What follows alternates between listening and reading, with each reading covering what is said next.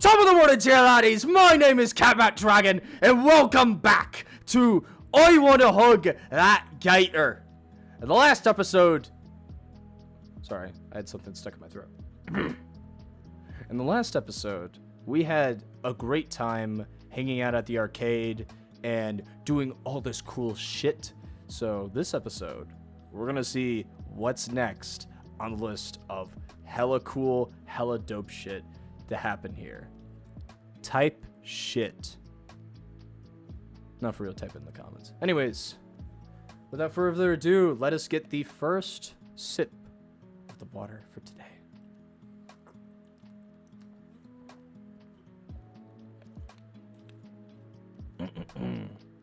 Let us begin with our reading.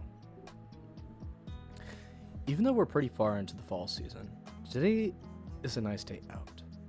There's a storm coming in later today with a cold front, so the temperatures outside will be bearable enough to relax in.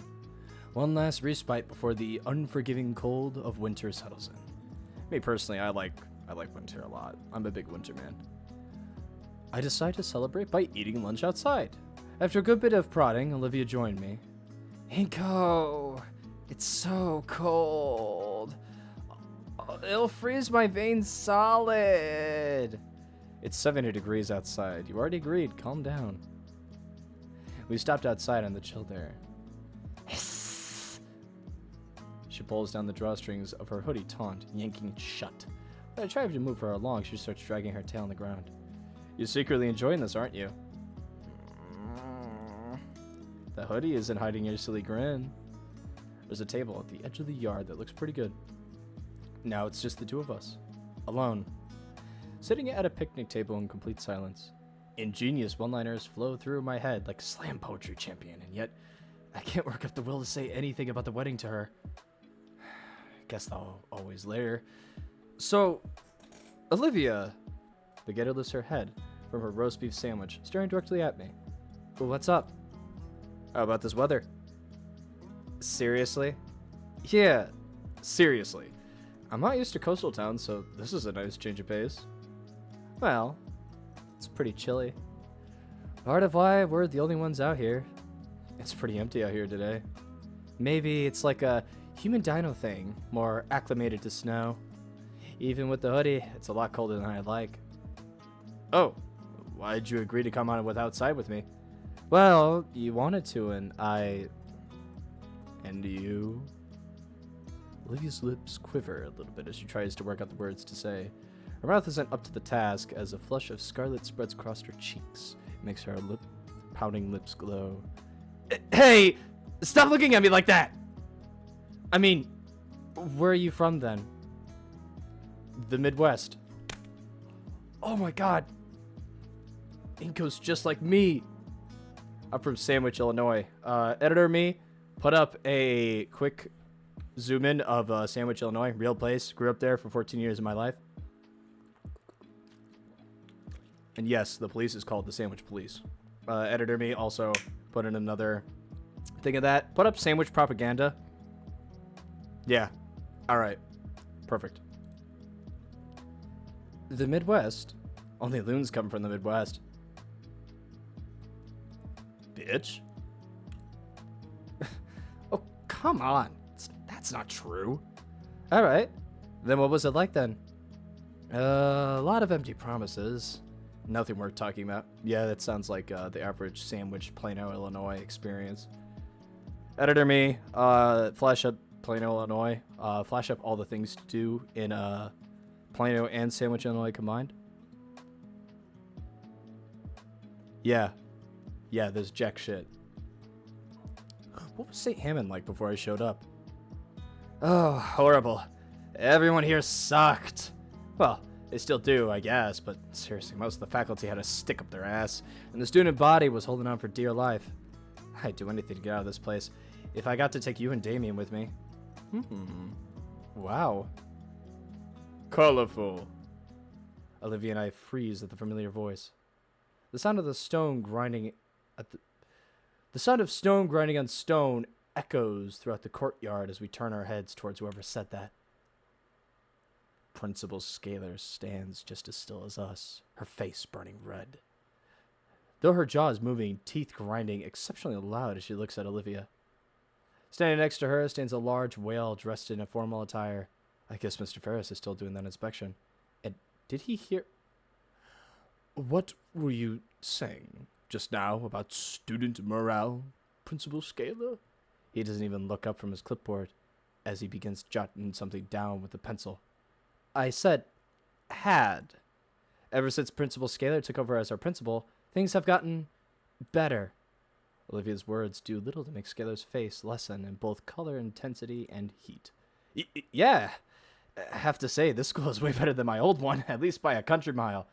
So, Mr. Ingo would say that your time at St. Hammond since your transfer has been both fruitful and comfortable? I mean, compared to my old school, I've met good friends, I've had excellent teachers and classes, and have had an all-around good time. Also, the cafeteria food is great here. It actually tastes like food and not microwaved, reheated gruel. Mr. Ferris gives me a nod and writes something else on his notepad before turning his face to Olivia. What about you, Miss Olivia Halford, was it? Got any more comments regarding St. Hammond? Do be honest, if you please. Olivia shoots me a quick glance before taking a deep breath. Well, the school needs more handicap access ramps. Also, the elevator in the main building is busted. Sometimes it gets stuck for a few minutes. Also, our PE teacher steals hats from the students and then hoards them in the equipment shed. I can almost feel the heat emanating from Principal Scaler's face as soon as Olivia finishes lodging her complaints. I wouldn't want to be around her after Ferris's visit is over. For his part, Ferris only nods, writes more down on his clipboard before turning to face Scaler, who does her best to grimace into some kind of smile. Seems like there are some issues left over from the previous administration. Are you already taking care of correcting the issues Miss Alford has pointed out?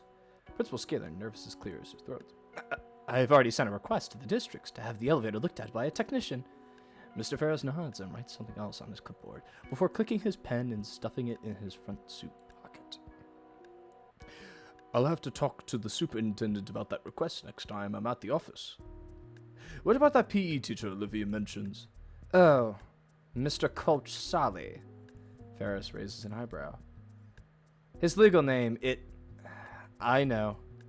He checks the page and then sighs a bit. Right. Ferris turns to face me. Well, that's enough about St. Hammond for the time being. Mr. Inko, how would you say things are going for you? Not just as a student, but also as a growing adult. This school has really helped me learn a lot, sir. I respect the efforts the student and the faculty alike are for their efforts in making me feel welcome. It's much more refined than my old school, at least. Wow, you may as well ask him for a letter of recommendation already. Huh? That's not what I was doing, Olivia. Olivia does not even respond to me, instead laughing quietly to herself. I'll keep that in mind. The Leviathan finishes jotting down something on the clipboard, finally turning to Principal Scaler. I think I have everything I need for the time being. So, Mr. Ferris, why don't we adorn the faculty lounge? Of course. We could go over your furniture buzzardry plans over a nice cup of coffee. The inspector turns away, Principal Scaler lagging behind him with a look of pure misery on her face. I wish she'd done here this freshman year. With a huff and frown, Olivia stabs her lunch tray, treating her Caesar salad like a voodoo doll. Well, look on the bright side. She leaves her several eyes with me, but remains focused on treating her salad like its namesake. It's senior year, and we're about halfway through, so we only have to put up with this place for a couple more months.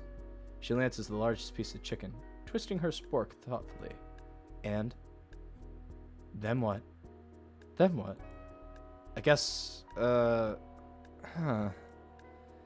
I don't really have any concrete plans after school. What do you mean? You mentioned all that stuff about making a name for yourself. I mean, yeah, when I first got here, that was the goal. But honestly, I haven't considered what I was going to do to get there. It's my turn to toy with my meal. You? I plan on getting an art degree. Whoa, really? Online, of course. Oh. Not like I have any other options. The only time I'm worth anything is when there's a brush in my hand. Only classes I'm really passing, too. I nod my head in understanding, but She's talking about her future, but it sounds more like resignation than a declaration. At least I have something. Even my path and my goal is vague. The Morse mood leaves me at a loss of words. Damn it! I was hoping to actually use this time to... I don't know. I wanted to talk to Olivia and, ask her something. Or something like that. Stupid Mr. Ferris and his workplace politics dampening the mood. The air between us is awkward as we pick at our lunch, and even after the bell rings, we're forced to finish eating. It's still weird. Even as I ask Olivia if she'd like a push to history, she remains silent in thought. Olivia has been quiet for about 5 minutes now. Even though 5 minutes isn't that long at a time, Olivia had grown so much chatter as of late, so the silence is just a bit of off-putting to me. A part of me couldn't help but wonder if it's a cold shoulder directed at me, or just remaining nerves at that last conversation. No, use in just thinking about it. So, penny for your thoughts, Olivia? Oh, right. Sorry, I guess I'm not here right now. What were you thinking about exactly? Olivia lets out a sigh, turns her head upwards so that her eyes meet mine. I really got to thinking about what we were talking about earlier, how it seems like neither of us know what exactly we'll be doing after school's over. Oh, right.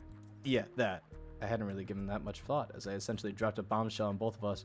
Now that I really have to stop and think about it, though, the idea that neither one of us really knows what we're doing after graduation is concerning. Most seniors at least have a small idea of what they want to do after graduation. Mood. At least, I think. Hell, Liz had a full chart and timeline for herself. I mean, I always figured out to go to college, but that feels so basic, for lack of a better word. There should be some kind of grander plan on what to do with the next big step in life. University, career, maybe even starting some kind of family.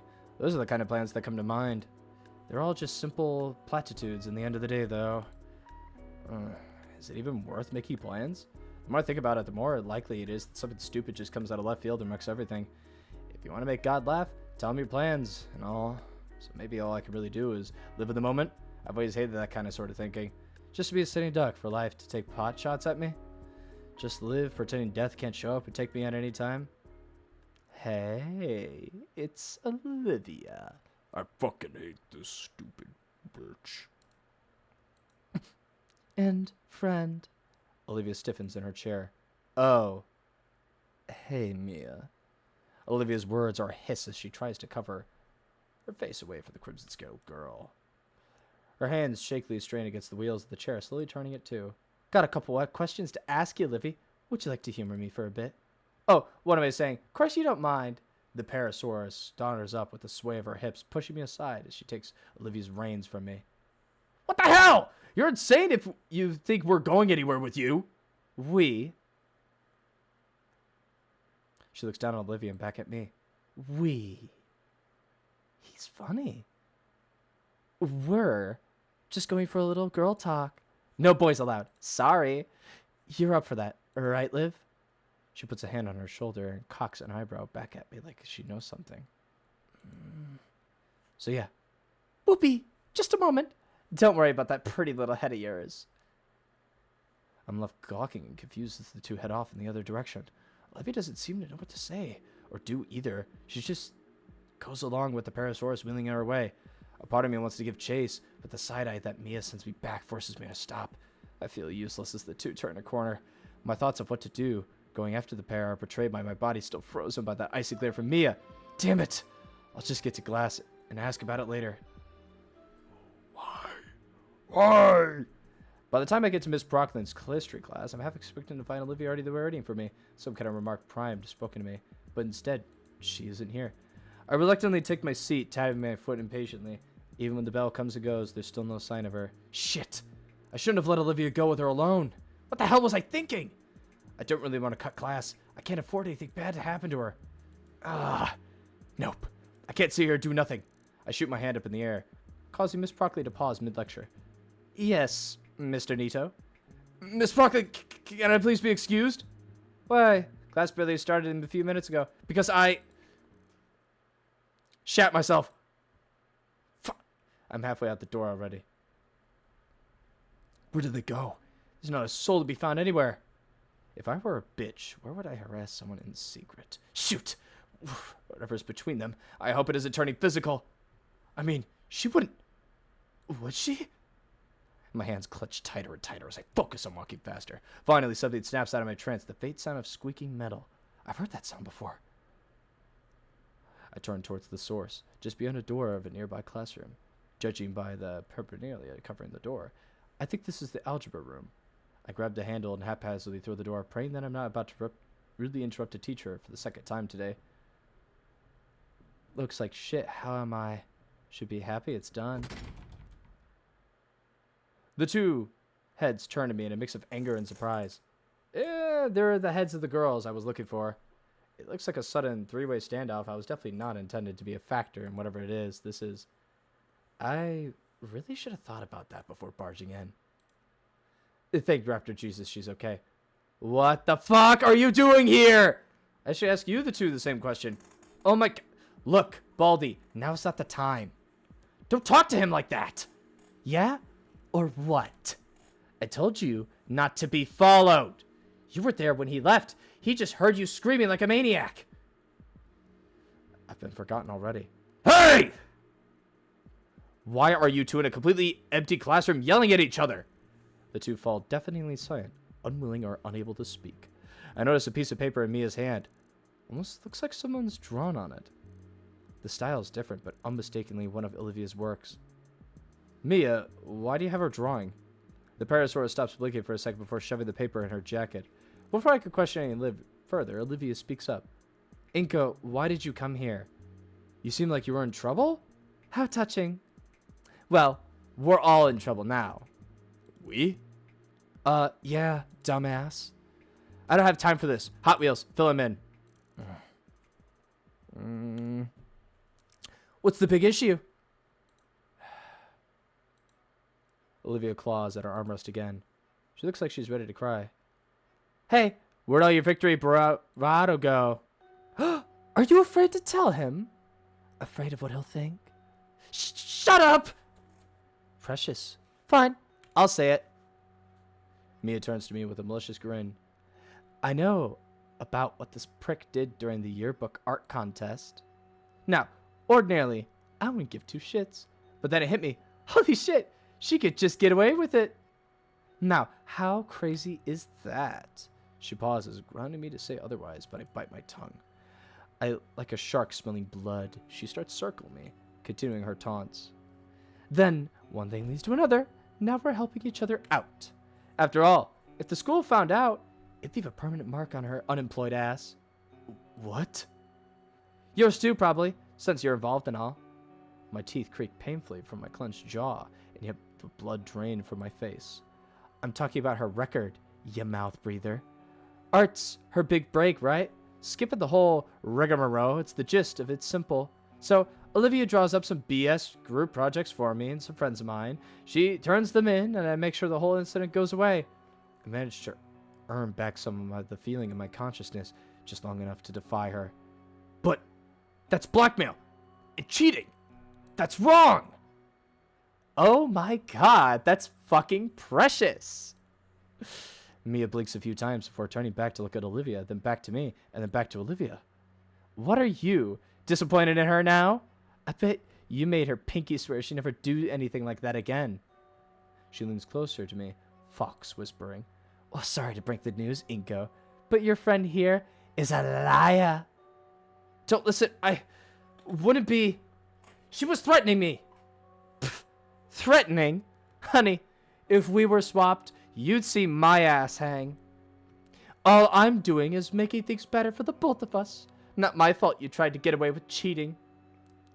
You'd think a cripple like you would have more shame than that. I watch as Olivia's eyes start to twitch.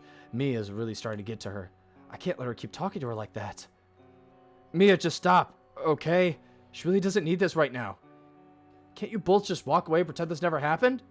Shit, Inko, you're good. You hear that, Olivia? What? But I didn't mean... Olivia's staring at me with a look of betrayal that threatens to tear my heart into two. God damn it! Why can't I stop talking for once? Mia waves me off, turning her face to the target once more. I bet you'd love to walk away from this. But things just don't work out that way, do they? Oh, that's why you don't want Inko knowing you're still a dirty cheater? Shut up! Oh, relax. It's not a big deal. No, I'm sick of this. You already admitted it. Art's my big break. You're only doing this because my art is all I have. Your record is fucked. You lose nothing if we get caught. It's Tuesday for you. But me, it's all I have. You're embarrassing yourself. You know I can't lift, or run, or dance, or fucking anything. Do you on a daily basis without even thinking about it. I can't ever do anything else because these fucking legs and this fucking chair. Why can't any of you just leave me alone? I just want to draw, for God's sakes.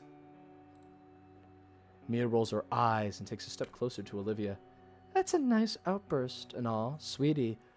But I really thought you were smarter than this. Olivia wipes away at her eyes with her sleeve. What? Mia takes another step forward. Think, handbag.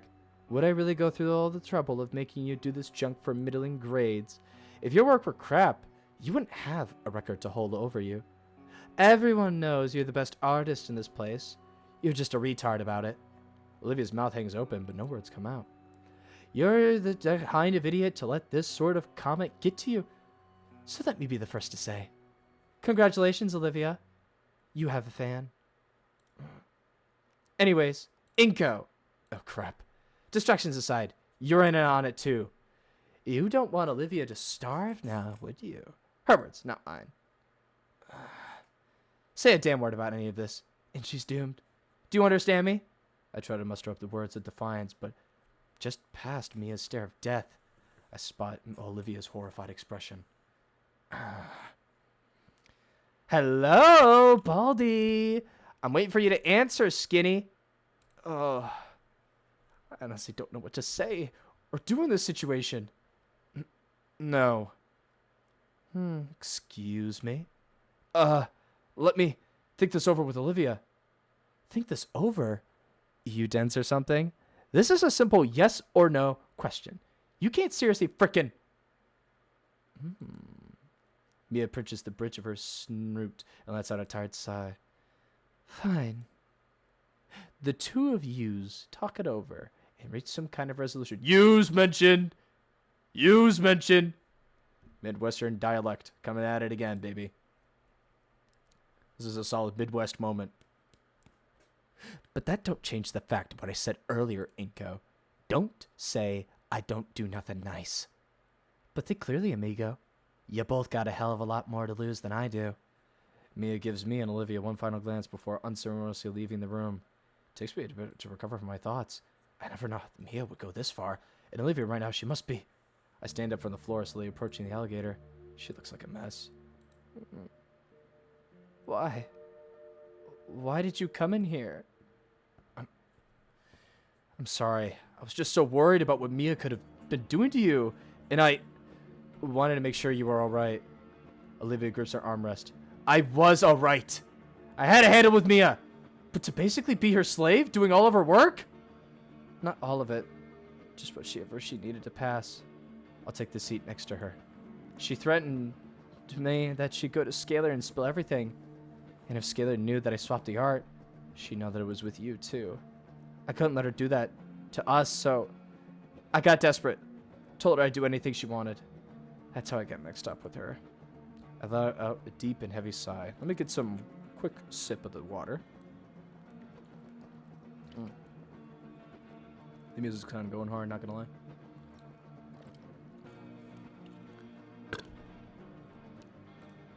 Olivia, I can understand why, but I heard how Mia was treating you before I came in. Even when you were doing her work to save her skin, she was still treating your art. More importantly, you like garbage. My words rip through the Gator girl's fragile heart, her face contorting in a fierce snarl even as her eyes grow wet. You're miserable. You know that. Olivia looks away from me, her face scrunching up with tears well up in her eyes. I just don't know what to do. I don't even know I could trust her to keep her word. And now that you know what's going on, Mia has a nose around both our necks. The gravity of the situation settles in. It feels like something in me has both frozen over and ablaze. There's only 6 months left in the semester. It's not like she's asking for something impossible. Her eyes regain some fire as she smiles. I'll just have to tough it out. Keep making art to shut her up, and this whole stupid thing can blow over. She's been going through this for so long, and yet still, that's just... I'm out of options, and so is she. I just blurt out the first thing that comes to mind. Why not tell Scalar about what Mia's making you do? Scalar? Are you out of your mind? You saw how she handled things around here, especially with that auditor breathing down her neck. I'm trying to avoid getting caught. Right. Okay. Latican? For a split second, I see her mask crack, her real worry evident in those silver eyes sparkling. No. Olivia makes a show of clearing her throat. Mr. Latican doesn't need to hear this either. You know he'd be able to. I can do this on my own. Her balled-up fists quake wildly as they slam into her armrests, and the Gator girl does her best to hide her wince. I don't really think we can fix this if we're not working together. There's nothing to fix. I told you, I have it under control. Just, please, Inko. I need you to trust me on this. Don't ruin this for me. I do trust you. Her voice is softening, as if she's fully drained now. I can handle it. I told you. Her fists uncurl and start shaking. I take one of her hands, ignoring her indigent spatters as I delicately cradle it in my palm. Her protest died down in a pained whine when my thumb ever so slightly presses down on a joint. All this time you've been doing your best, Olivia. My soft words draw out an even softer breath from her. Mia's had me drawing for her group almost daily. It must hurt after so long. Maybe it does. But there's nothing I can't work through. Why can't you trust me to help then? It's not that I don't trust you, Inko. It's that I did trust everyone else. So please, stop asking about fixing me. Or fixing things, I mean. Is that what this is about? Olivia's burning out at this point. She's already hurt badly. I can feel her hands still shaking. It's beyond the point that either of us alone can handle. I let go of Olivia's hand, watching as she takes back her hand and settles it against her chest. I hook to the nearby chair leg with my foot and drag the seat closer, close enough I could sit right next to the Baranox. Inko? I found that being next to her like this makes it easier for what I'm about to say. Breathe in, breathe out. Meaning her eyes, once again, I speak my honest thoughts. Mr. Latican can help, Olivia. Her teeth grind together as though contemplating mauling my face off. Please, hear me out. I want to trust you, Inko. But I'm just scared that Latican will hate me forever for this. He's the only one that ever made me feel like my art is worth something. I can't lose him. Look, we can get you out of this. Of course, Latican will understand. Even go to bat for you. Even if you're the one to speak up, it means you're the one getting back at Mia. She won't have power over you. I can't just give it all up like this. How can I trust you with my entire future? You have nothing to lose. I have everything. Can you trust Latican? Will he really just let that happen? Mia has no reason to not throw you under the bus. Does he? Of course not. Mr. Latican is... He's the only teacher that's never given up on me. I'm here with you too. You're not alone, Olivia. But you do need to accept our help. Please. Olivia looks at me in the eyes for seconds before sharply snapping her face downward. Her body then begins to quiver as if she trembles with a mixture of cold and fear. Olivia. I get up from my chair to reach out to grasp her shoulders to try to comfort her somewhat. It's okay. I'm here for you. Olivia's shaking lessens, giving me hope that my words were starting to reach to her. Not 2 seconds later, those thoughts cross my mind. Olivia's shaking resumes once more. The shaking's followed by sniffling, to the point I notice tears living down Olivia's snout and falling right into her lap. Liv! Before I can finish my words, Olivia lunges forward, wrapping her arms around my abdomen, bringing me forward and bearing her into my stomach. At which point she begins to let out what I can only describe as pain-filled wail. At first, I'm left utterly frozen in place, hands raised with my eyes wide. Nothing in my life has ever prepared me for a situation such as this. No, Inko. You know what to do. I place my other hand on Olivia's other shoulder and slowly take a single knee, bringing her to my eye level. And without saying another word, I tighten my embrace, allowing her arms to wrap around my neck as I wrap my arms around hers. My waist is pulled taut, like a boa tail that's come impromptu, belt harnessing me to the Gator girl. There's a distinct thumping in my chest, rhythmic and relaxing. The realization that it's her heart sets my fire ablaze, but also brings a smile to my lips. I close my eyes and let myself become lost in the warmth of Olivia's embrace. When we break apart, I check on our time limit. My phone says there's still 20 minutes before school's out. Hopefully Latican has a free period right now. You ready? Olivia gives me a small nod. I get up, start towards the door. The door is held open with my back to my shoe. I look back at her. As Olivia leans over, she grunts with each push. Oh crap, I'm an idiot. When she reaches me, Olivia gives me a menacing full look.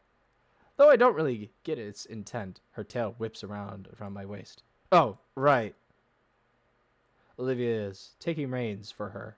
We start towards our art teacher's room in contemplation and silence. Man, I can't wait to go home and relax. Maybe I'll put a bag of chips. Olivia's tremoring has fallen to a 2 on the Richter scale, so that's nice.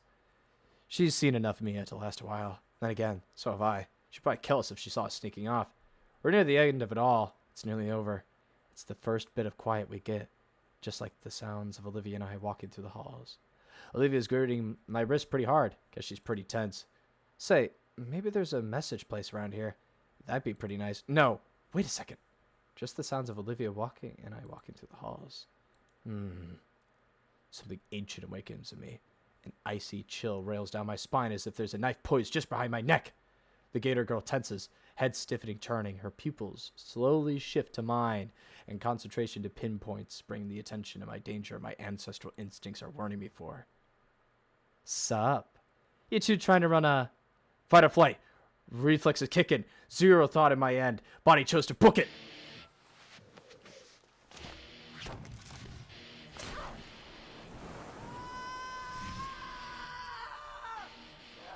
Oh, what the fuck?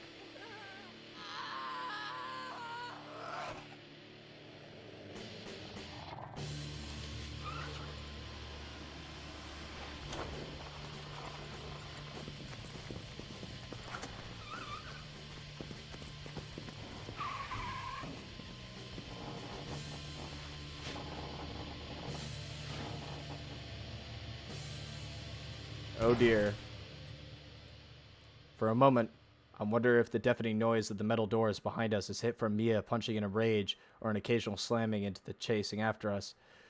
When I catch you, all of us rate you and every last thing you love! Fuck! The elevator begins its descent downwards. I exhale deeply. Olivia grasps her breath. My arm stinging Olivia's razor grip. Good thing I have the jacket. Her claws would have shredded the sleeves. I think it may have even drawn blood. I shake my arm a bit, and Olivia retracts her hand apologetically. Sorry. Oh, God. Are you okay? No, I'm not. What happens when we reach the bottom? Mia will be waiting for us. Olivia removes the key from its slot. It won't open. Just don't make any noise. The elevator reaches the bottom. Just as Olivia said, without the key, outmoded chamber simply powers down. Silence. There's a small gap under the door letting light in. Nobody's there. We sit in the dark, empty cabin for what feels like minutes. I'm pressed close to Olivia while we wait out. I can feel her tail wrap around my ankle, which thankfully won't rip my clothing apart. The phrase, 7 minutes in heaven, surfaces in my mind and is blurred out immediately. Not a good time. Is it a bit warm in here? Shh! Heavy, rapid footsteps zone in on us, accompanied by the sound of ripping paper.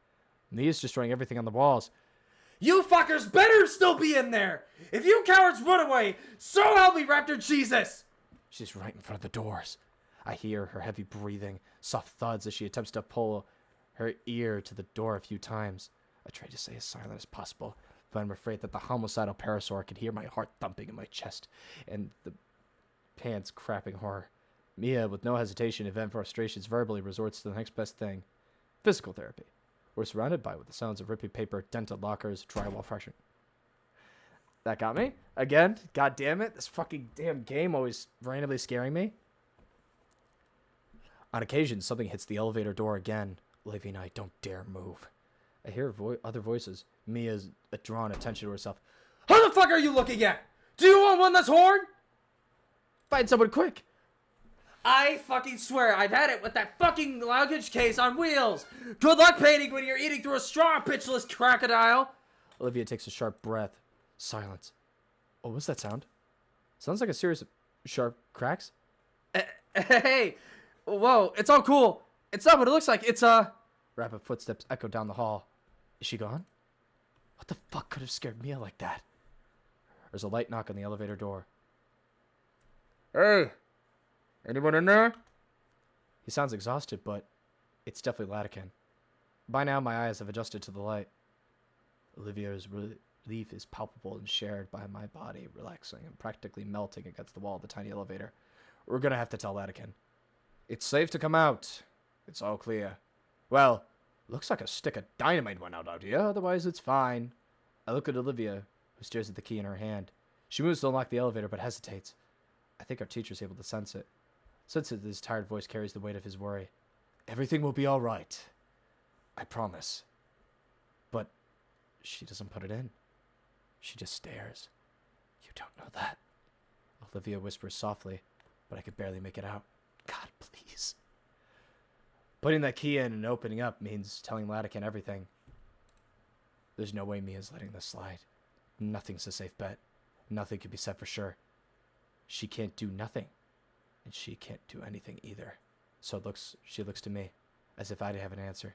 The key is offered to me, delicately held between two of her claws.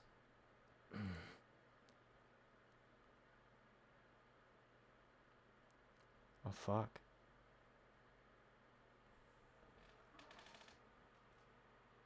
Oh, fuck.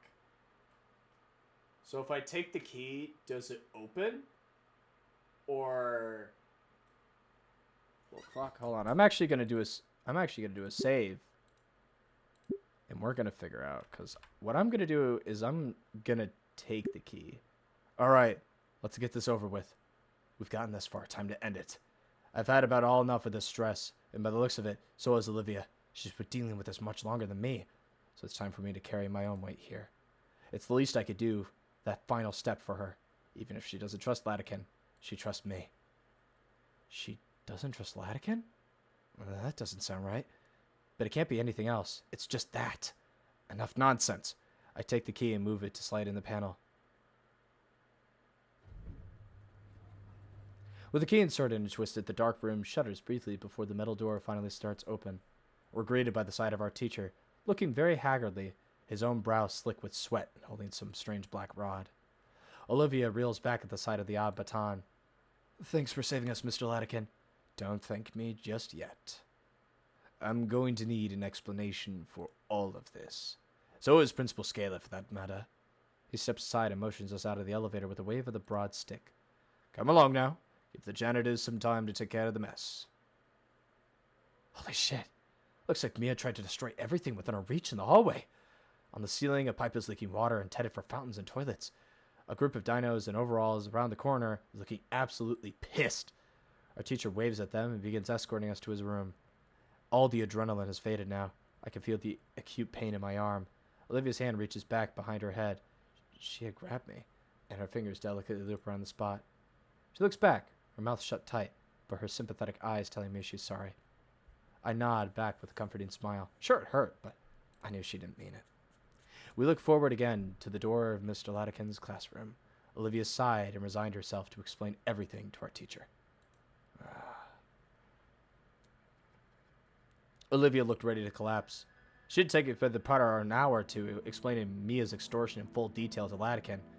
I grabbed Olivia's canteen and handed it to her. She greedily chugs the entire thing, gasping after and rubbing her sore throat. It was hard to get a read on what our teacher was thinking. His brow was furrowed, his fingers slept, and he was muttering to himself. Finally, with a deep sigh, he stands from his desk and looks at the exhausted girl. I had a feeling something was going on, but not to this extent. You should have come forward sooner. I know, but we're here now, aren't we? Fair point. Still, I'm concerned that you thought nobody would notice. I didn't think anyone would care to look. Those assignments go through dozens of eyes, you know. What do you mean? Your style, Olivia. I saw it from a mile away, and I was just waiting for you to talk to me. You knew? Why didn't you say anything? I wanted it to come from you. Don't worry. I'm not going to lecture you. Raptor Jesus knows you've already had enough of that. I'm glad you two are okay. Yeah, I thought she was actually going to kill us. Mr. Anakin shakes his head before he smiles softly at us.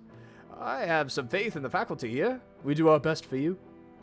With what we have on Mia now, we could justify watching her like a hawk from here on out. Anyone else she was harassing ought to thank you. Are you actually sure she's actually going to get in trouble for this? At this point, we look bad if we didn't punish Mia for this kind of behavior. That's a relief. Come on. You two can hunker here until school clears out. You sure? You were going to stay after, like, anyways, right? Yeah. Ow. The loud noise makes me stumble to the floor. Again! What the fuck? I keep jumping at these damn sudden moves. Mr. Latican! Whoops. Mr. Latican looks at the device in his hand. Is that a taser? There's a piece of tape on it with something written on it. Estrus protocol?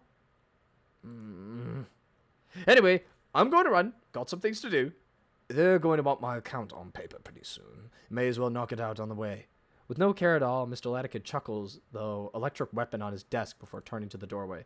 Don't burn the place down, all right? Alone, I sit near the back of the classroom. Looking out the window, I finally let a huge sigh I've been holding in. Olivia rolls to join me, and surprisingly, she smiled. You were right, Inko. I could trust him. We sit in silence, just looking out the window. When the school is let out, we watch the crowd of students going home. I don't see Mia in the crowd, but that doesn't matter. I think, despite it all, Olivia's life is going to be just a bit easier after today. While students trickled out of the school, Olivia took the chance to unwind. I figured it'd be best for her to let her rest. I saw her drooling, her eyelids finally shut. She looked cute, just napping idly in her wheelchair, except for the weird bellowing. It was like a snore, except I could feel it vibrate through the floor. With the clouds hiding the sun and the classroom's lights turned off, I could do some shy too, but I can't bring my eyes closed. Instead, I look out the window. The layer of clouds overhead steadily grows more dense, casting a darker shade on everything. Light raindrops prick against the glass. Crap. I really should have brought my umbrella. As a few minutes go by, they roll closer and closer, blocking out the sunlight. If Olivia were awake, she'd think this is pretty neat. I look back at her. Maybe I could use a nap too. Just a little. What was... Oh! My eyes are drawn upward with the heavy clouds in the sky. The moments the glass of the window is assailed by a number of heavy droplets of rain. Holy moly. The trees outside are bellowing almost aggressively. Several small branches are stripped away in the torrential downpour. An umbrella wouldn't help with this. Huh? What? My phone's blaring an alarm. So is Olivia's. Instructions to shelter in place for several hours. The classroom door is thrust open quickly. Mr. Latican is back, panting hard and his clothes drenched. He takes our moment of surprise to compose himself as best he can. Sorry about that. The faculty is doing a sweep of the campus right now. Apparently there's a monsoon scare happening. A monsoon? Does that happen here? Latican gestures to his drenched outfit in the window outside, as if to ask if Mia had choked me in the head after all. Right. Were we going to be alright? Oh, of course. Schools are designed to shelters for the worst disasters. If anything, you'd be safer here than at home. But the hallway's open outside, isn't it? I just finished putting the cover up. A cover? Just keep close to the wall, yeah? What do we do now? Latican shakes his phone at us. Shelter in place? We're all stuck here for a few hours. Olivia reaches into her bag and pulls out a drawing book and a well-used pencil. Actually, why don't you use this time to catch up on some schoolwork? I'm sure you have some work. Another class is still pending, and I can't think of a better time to tackle that than now. But today's been rough. I can't do this or finish my nap instead. That's fine, but aren't you following behind grade-wise on your other classes? Maybe. Fine. I'll catch up on some of that work. Latican gives a single nod and smiles. Olivia puts away her drawing materials and instead pulls out her bulky mathematics book, which she sets on the table with more force than necessary, followed by her notebook. With some hesitation on her part, Olivia sets herself to work. Meanwhile, I bring myself closer to her in case she wants some help with the work. After a few minutes, it's clear her mind and spirit isn't into the work one bit. She constantly fidgets, taps her pen on the table, and looks around the room and out the window. Eventually, she lets out a groan and slams her book shut. Ugh, this sucks. Can I please do something else? Latican, who had been busying himself with gradings and paperwork, snaps up away from his work, looking at Olivia while rubbing his chin. Well, there is one other thing you could help me with. We would need both of your help with it. Could you consider it a new extra assignment? What do you say? I don't know. Today's been pretty rough on Olivia. Absolutely, I'll do it. All right. Wonderful. It's back here. He starts walking to the black classroom and waves for the two of us to follow him. Whoa, something in the dark room? Oh man, I thought we wouldn't get to do anything in there until at least the last few weeks of the semester. I need another swig of red.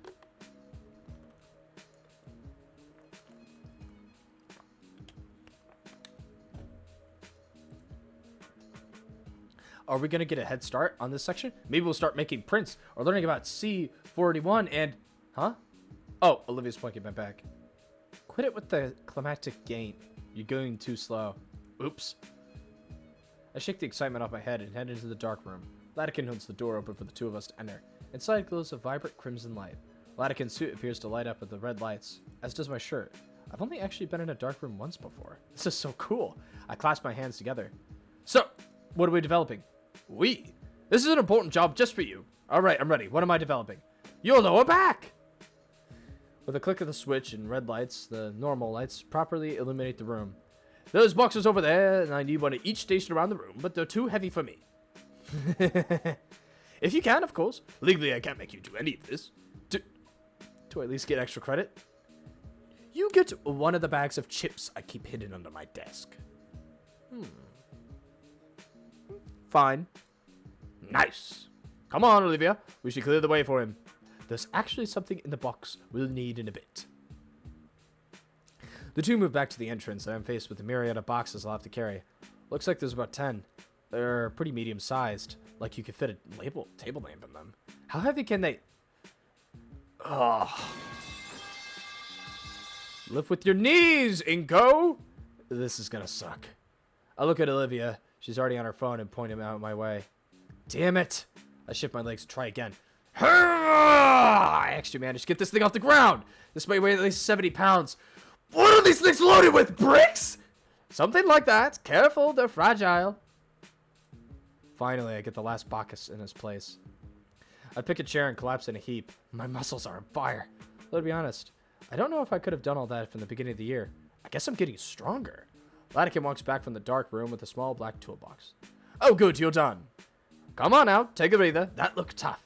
I'd rather stay here. Olivia shows up in the doorway behind Latican. I'm surprised you didn't use that dolly. What dolly?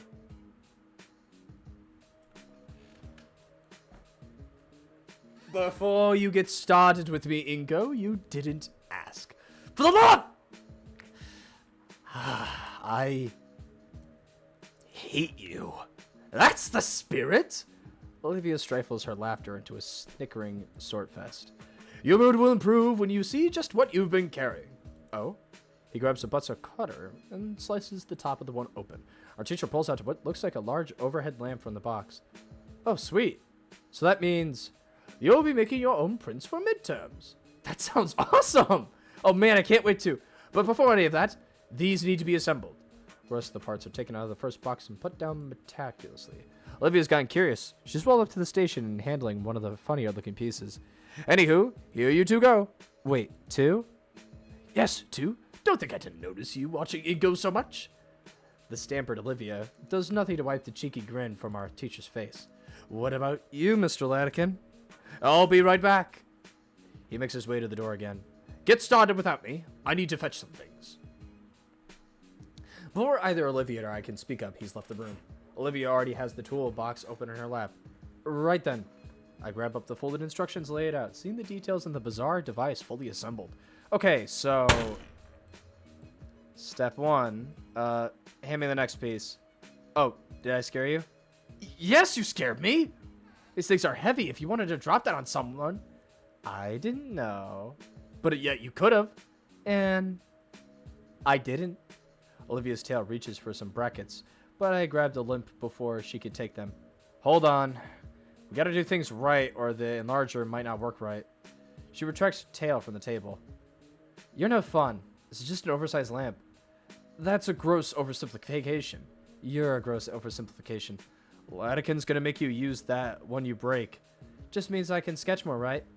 Well, it means you can't participate and learn about photography. Photography, yours thing, so it doesn't really apply to me here, does it? Well, maybe that's the case for you, but photography's my thing. It's the whole reason I took the class after all. Oh, sorry. It's nothing. Olivia politely rests her hand on her lap. Her eyes linger on the box of parts. Well, how does it work then? The print enlarger? She shakes her head. Photography. Like, why the giant lamp thing? It's all digitally, right? Huh. I think that's the first time someone's actually asked me about it. Sure, I've had lots of mid-show rehearsals explaining the hobbies and the cultural significance to others, but none that's coming to me right now. It's all about shot composition, and this machine is part of the production of it. Getting the right things in the right places at the right time can evoke a certain feeling. Composition is a thing in painting, you know. I'm ill-prepared for Olivia's comeback. Yeah, but it's a lot easier to pick up the composition if you want. You don't have to worry about any factors other than yourself. With photography, you have to build the set, get a good photo. That's the fun of it. But why would you want to limit yourself like that? Why not draw whatever you're taking a picture of instead? You can express all kinds of things you never express with a photo. Olivia taps a claw on the imager, a metallic ping echoing in the small room. What sets all this junk apart from just lines on a page? The technique? And vision! She smirks at my petulant comment. Fine, I'll show her. I'll prove it to you that it takes skill. I held the light portion up, making sure it's at the right angle, and fastened the last portion of the enlarger in. I plugged the machine in and flipped the switch, happy that it works and lights up the entire base. Olivia looks at me, confused, as I move to the entrance of the room and flick the light switch, bathing the room in the red again. Going back to our workspace, I pull the developed negatives from my backpack and slot the slide where I want the character. And ta-da! The negative carrier in place in the machine, and a blurry gray blob is projected onto the base. What? Give me a minute. I hold on to the manual under the light and slide the blob, checking which knob is which, and slowly turn them. As the lens and bellows shift, the Rorschach test transforms, gaining more definition until it finally becomes the spinning image of the school's front entrance. I can even do this. I take out the negative and place another atop it, before sliding the carrier back on it, also increasing the strength of the light. The image displayed is now an entrance with a half-dozen semi-transparent students in front of it. What did you do? I overlapped another shot. The backgrounds are the same and doubled up, so I had to intensify the light, otherwise the entrance would be too dim. So, that would take me a few minutes to do tops. It'd look a lot better too. She smirks, but I think she's feigning her apathy this time. Her tail gives it her away. There's a lot more technical, I guess, but I only knew how to do this kind of stuff from Mr. Latican's lectures about negatives. What else can you do with this thing? I don't know, but... What's that smell? Oh, shit! I pull the negative carrier out and wince how hot it is. Crap, crap, shit. Olivia's quick to rip the plug from the socket. With my sleeve open in the carrier, I see I managed to melt the two negatives together. Oh, man. I was going to use that. All that work. I go mess it up trying to prove something. Olivia is never going to let me live this down. The green gator lays a sympathetic hand on my shoulder to my surprise. Hey, shit happens. I've ruined a lot of paintings in the past too, you know. She takes the reel from the warm metal pane and holds it up to the red light, trying to see through them. And you got more shots on this thing. But I like those shots. Then go retake them. It's not that easy. Like, it has to be the exact same shot, time, weather, and... lighting? The abrupt darkness concedes with the vague ambient sound of the ventilation shuddering to a halt. The blackness is an all-encompassing. I can't even see Olivia, who I know is right next to me. Inko? Her voice helps me confirm we're still alive in some fashion. But there's some shakiness which tends to rattle down my spine. Our breathing is the only noise. It's as if we've been encapsulated in a void of nothingness. God! Hold on.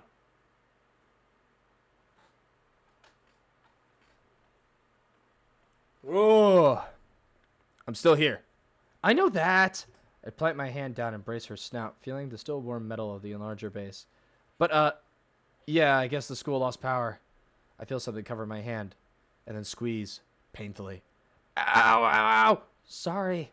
The pressure lessens, but she doesn't let go of my fingers. No, it's fine. There's a subtle shake in the scaly limb in my hand when I brush my thumb against the limb eases. Hey, stop that! Stop what? Just that. Stop that thing you're doing with your hand. I shrug. And then I'm going to slap my face when I realize I can't see that. All right. Standing here in the darkness of the dark room isn't getting us anywhere. We should go find... Olivia, Ingo! My instincts kick in. I hop back to make space between us and the killer. I turn back to face them. To a defensive wall. I wrap my arms around Olivia's head to make sure she's 100% protected. Hey, it's me, Mr. Latican. It took a bit to find the flashlight, and how the room is... I look up at the shining pterodactyl, who is pointing his flashlight at his own face. Oh. Get off me, you git! Oof. Look, I'm not paying you two to get frisky in the closet. That's what Triggerman's class is for. We're not paying... Mr. Latican holds up a pale hand with his own grin widening. Relax, I'm just joking around. He leans against the doorway to get a better look inside the dark room with his flashlight. Power's out for the whole block, and apparently our backup generator is decades old, only keeping the AC on. Someone should get fired for that. Come on. We can wait it out in the studio. Olivia follows me out to the main classroom as we trail slowly in Mr. Latican's wake. The slow sounds of his gait has a nice contrast to the rain lashing against the windows. Whoa, it's really coming down outside. Think it'll flood? It floods here? Sometimes. The ground floor classrooms used to have carpets, you know. Latican starts pulling something out from his desk, but it's too dark to see what. Ugh, don't remind me. That junk sucked up by half the year's funding. Did you ever try teaching people about watercolors without that friggin' watercolors? It was ridiculous. I remember. You were the most upset. All right. He set some tiny tea lights down on one of the desks and began lighting them. The tiny wicks are set alight with the tiniest of embers, providing the bare minimum illusion for us to see. Won't those trigger the fire alarms? We should be fine. They're too small by themselves. What are those for? Been saving them for a rainy day. We're going to be stuck here for a while, so why not make it a camp out? Camping? I like the sound of that. Won't we get in trouble, though? It'd be trespassing, right? It's either this or trying to get home in the storm. As if trying to illustrate his point, the other decides to chime in. Besides, schools are usually made with sheltering in mind. There's all kinds of procedures for this, like bringing everyone to the gym and breaking out some really moldy cots. Olivia winces. Those haven't been replaced? Our budget has been in the red for years, Miss Alvord. Part of why we're being scrutinized right now, with that whole audit business. Anyways, we're the only ones left on campus, so I'm not going through all that trouble. So just relax for now. I've already called a taxi for both of you. Taxi? I made the call as soon as the power went out. It's going to be a while to get one ready and send out. What'll we do in the meantime? Our teacher has a wicked grin. You're not done with that homework, right? No, I'm kidding. Time and Storm carry on, yet things are surprisingly calm. Olivia pretends to focus on her work while I pretend to help her, and soon enough, Mr. Latican starts sharing wild stories about previous semesters. You know, a few years back, someone tried to make his hat right off his head. Let me tell you, I've never seen a shovel fly that fast. That sounds appropriately violent. Either way, Olivia slowly loosens the facade of productivity, and I join her not long after. You know, I still ruining your coat one year. Oh, forget it. I have dozens of them in my closet anywhere. You too? The eerie ambience for the blackout is quickly overridden by our combined laughter. Eventually, we run out of things to say and quietly wait in each other's company. Latican slumps forward and down in his chair. Oh, a long day today. He glances out the window, still being assaulted by sheets of rainwater outside. Normally, I'd be home by now, resting. You two mind if I relax here a little? No. Go ahead. Thanks. He stretches behind him, cracking his spine against the groove of the chair. Let me do that myself. Oh, yep. Oh, yeah, got the cracks. Oh, yeah, crack maxing. Olivia and I have been meaning to say. You're usually so quiet, reserved, isolated even. I've noticed you being a lot more friendly recently. Huh? You think so? You've been in my class for 4 years. Of course I would. Maybe I'm a bit old-fashioned, but it hurts me to see a student hurt themselves like that. When you're in the adult world, you'll see this all the time. When someone's in a rut, they'll tend to just stay there until their days blend together instead of lifting themselves up. Like they got all the time in the world. So I'm proud of you for making an effort, Olivia. Oh, Mr. Latican, I didn't mean, I mean, don't be flustered. Be proud, Olivia. You've managed to form a friendship. Of course, I appreciate you extending an olive branch to Inko. Me? It's no problem, Mr. Latican. Come on, school hours are over. You could drop the mister. I mean, it's not something I should be thanking for, is it? I'm just a friend. That's great to hear, though. You can't always navigate this world alone. Someone to keep company can really help. He can? More than you can imagine. Latican leans forward to place an arm on both of us. He just barely makes contact with Olivia's wrist when she winces and yanks it back. Shit. Olivia? Are you alright? Ow, I'm fine. That just hurt. I was fine before, though. You've been trying to stay off the wrist all day. Was it that bad? It was feeling better. I even helped build those doohickeys. The printed notches? He covers his eyes with one hand. Of course. Great move. Student's been overworking herself, and I think to give extra physical work. What am I doing? It wasn't your fault. I didn't want you to worry. I had no idea how bad it was. He leans forward again, gently holding Olivia's wrist, inspecting it after being caused not pain. You need to take care of yourself, Olivia. If something were to happen, I know you'd be completely beside yourself. I know. I know you were doing extra work, but how did it even get this bad? It was a lot of extra work. Doing a whole group's assignments on top of my own for the last 3 weeks. Basically all my free time. It was great practice. At least that's what I was telling myself. Olivia dies her best to hide her winces as her teacher tests her arm. I never would have made it to graduation. All because of that painting you switched. He shakes his head and lets go of Olivia. No, it goes further than that. The painting was all because of the pain you've been going through all these years. All because of that first contest entry hanging in the gala. Your first venture into the art world. And it went how it did. Olivia looks down on her hand, stretching her fingers in and out, slowly, carefully. My hand moves without thought, fingers taking in her hand carefully to help some way or another. You and that painting. Our teacher palms his hand and groans into it. It's a genuinely good piece, Olivia. I've told you that so many times. She locks up, but manages a small nod. What a horrible chain of events. I've had to witness it all these years. Watch as it's taking your friends, your self-worth, that little smile you had when you came into my class, and now it's ruining your health. He gently lets go of the covers in his own eyes again. And I really just sat here and watched it? I was just talking about how people act like they have more time than they have. Vatican? Are you alright? I'm more than okay. In fact, I've made up my mind about something. You, take her to the gala, please. There's something I want you two to see. No words, just do it, please. I nod. What are you going to show us? He stops at the door. Something you should have seen a long time ago. Ooh. My shoes slosh noisily through the flooded hallway as we reach the head of the main building of the school. Olivia herself uses her arms to tuck her legs up in her seat, her head now resting on her knees. Latican didn't seem to care, each of his steps splashing water around, soaking his sacks. The water drains of the floors are working overtime to keep the water at a minimum level. An unsettling feeling washes over me as we enter the atrium, the interior of the school pitch black from the lack of lighting. At least we aren't dealing with wet floors, but navigating the halls in the dark is a new difficulty.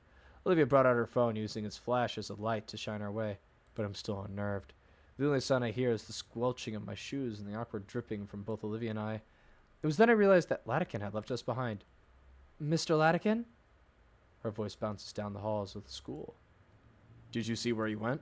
Kinda. I think he went that way. I could just make out Olivia's hand pointing, thanks to her phone, towards the school offices. I kept pushing Olivia, though taking my time as I feel my shoes threatening to slip with each step I take.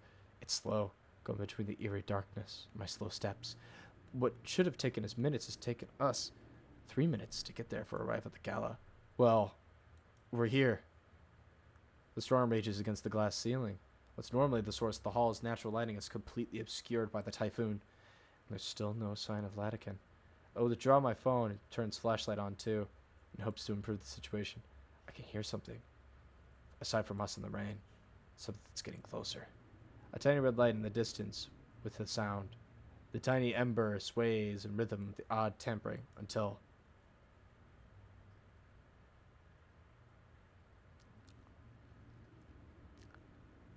Oh dear. Huh? I'm frozen for a second. The thought forces its way through me. He would never hurt us. Latican, what are you doing? Something. It's kicked aside. It's Olivia painting from the art contest a few worries back. He smacks it louding against the grass, just casing all of the display case. These are the ones, yeah? What? I'm ignored, Latican staring right at Olivia. She's also struck full of fear, but she nods. Latican takes a deep breath and faces the display. What are you going to do with that? Hey, Latican, wait, this is a bit extreme, isn't it? Uh-huh.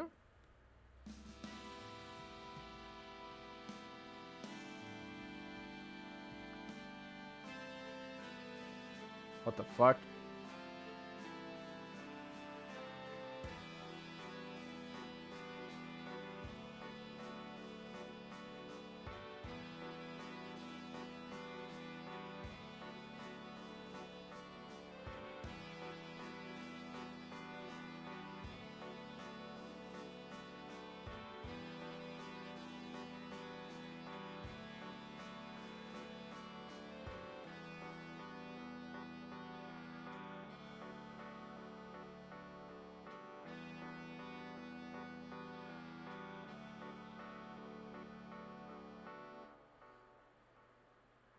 Wow. I really like it when this game does like those artistic pieces where it's like just everything is just kind of like, what the fuck?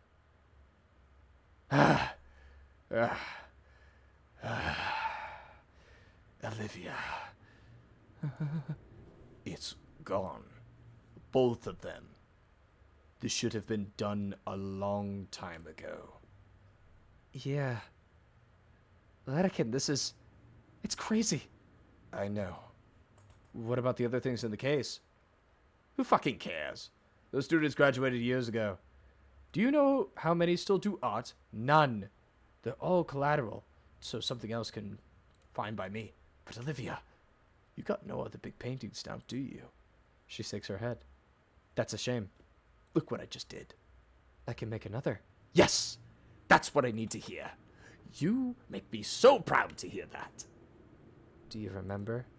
In sophomore year, when you challenged me to think of something I'd wanted to do and set a goal to do it? Of course. I couldn't think of anything back then, but there's been this one thing I've been wanting to do for a while now. And like you said, some company would really help. Olivia grips my hand just a little tighter. Promise not to laugh? Never. Would you mind asking me again, Latican? Sure. I believe it was... If you could leave right now and go do anything you wanted, what would you want to do? Anything at all. Yep. I want to go see a fountain and paint it for you. Fucking brilliant.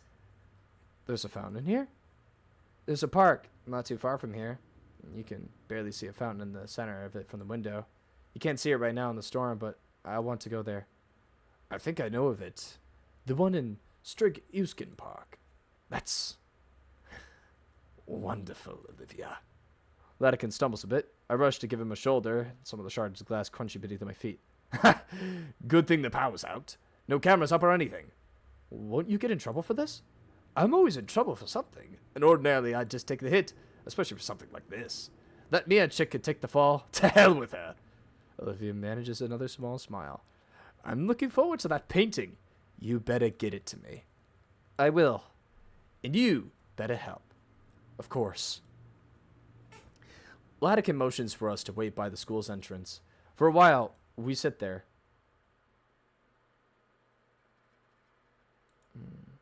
Do you have one, Latican? Hmm? Do you have something you want to do? I'm already doing it. No, really. Really, teaching high school is a great job that nobody ever regrets. You should pose that question to Inko there. All this character development, he's barely said a word. Alright, Inko, what about you? What do I want to do, huh? If I could pick anything, I guess...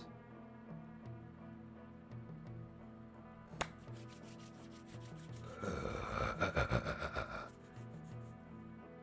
want to find true love. More ambitious dream, I can get behind it. It's a bit unimaginative. That's just hater talk. You should probably start looking more into the how and not the what. Like you would know. I could totally do it. Pfft, sure, Mr. Successful. Your blog doesn't even have 10 followers. You looked me up? Yeah, got bored. You could at least follow me then if you're gonna cyberstalk me. I'll follow you when you make good content. Also, your interpretation of Godzilla you copied from a video essay sucks, and you should feel bad. I copied Latican's motion with the axe and karate chop Olivia's leg. I didn't feel that, jackass. Well, I guess some banter is a form of motivation is all. Sounds like you have quite the promise to uphold now, Inko. Boo. Even with the soup being thrown around, what stood out most was the wild grin on Olivia's face. Between the sacreo of rain and the uproarious laughter, time seemed non-existent. I could feel the muscles in my face ache, brought by bouts of laughter and grinning. What made the taxi's arrival so disappointing? As we were escorted to the parking lot, our mirth was replaced with something more calm, comfortable, an eerie quiet that made my eyes wander. Back to the things we said to each other, back to what our Petro teacher had said, navigating the world alone. For all this time I'd spent around Olivia and her friends, it never really occurred to me that she'd harbor something like loneliness. I mean, Damien is alone. Damien alone is like a wild crowd comprised of a single madman. And Liz, she's practically the group's nanny or something. The driver of the yellow van leans into the horn. I feel a baleful leer on me, as though a haze of fog drops. Olivia draws her hood up, and I hold my jacket above my head.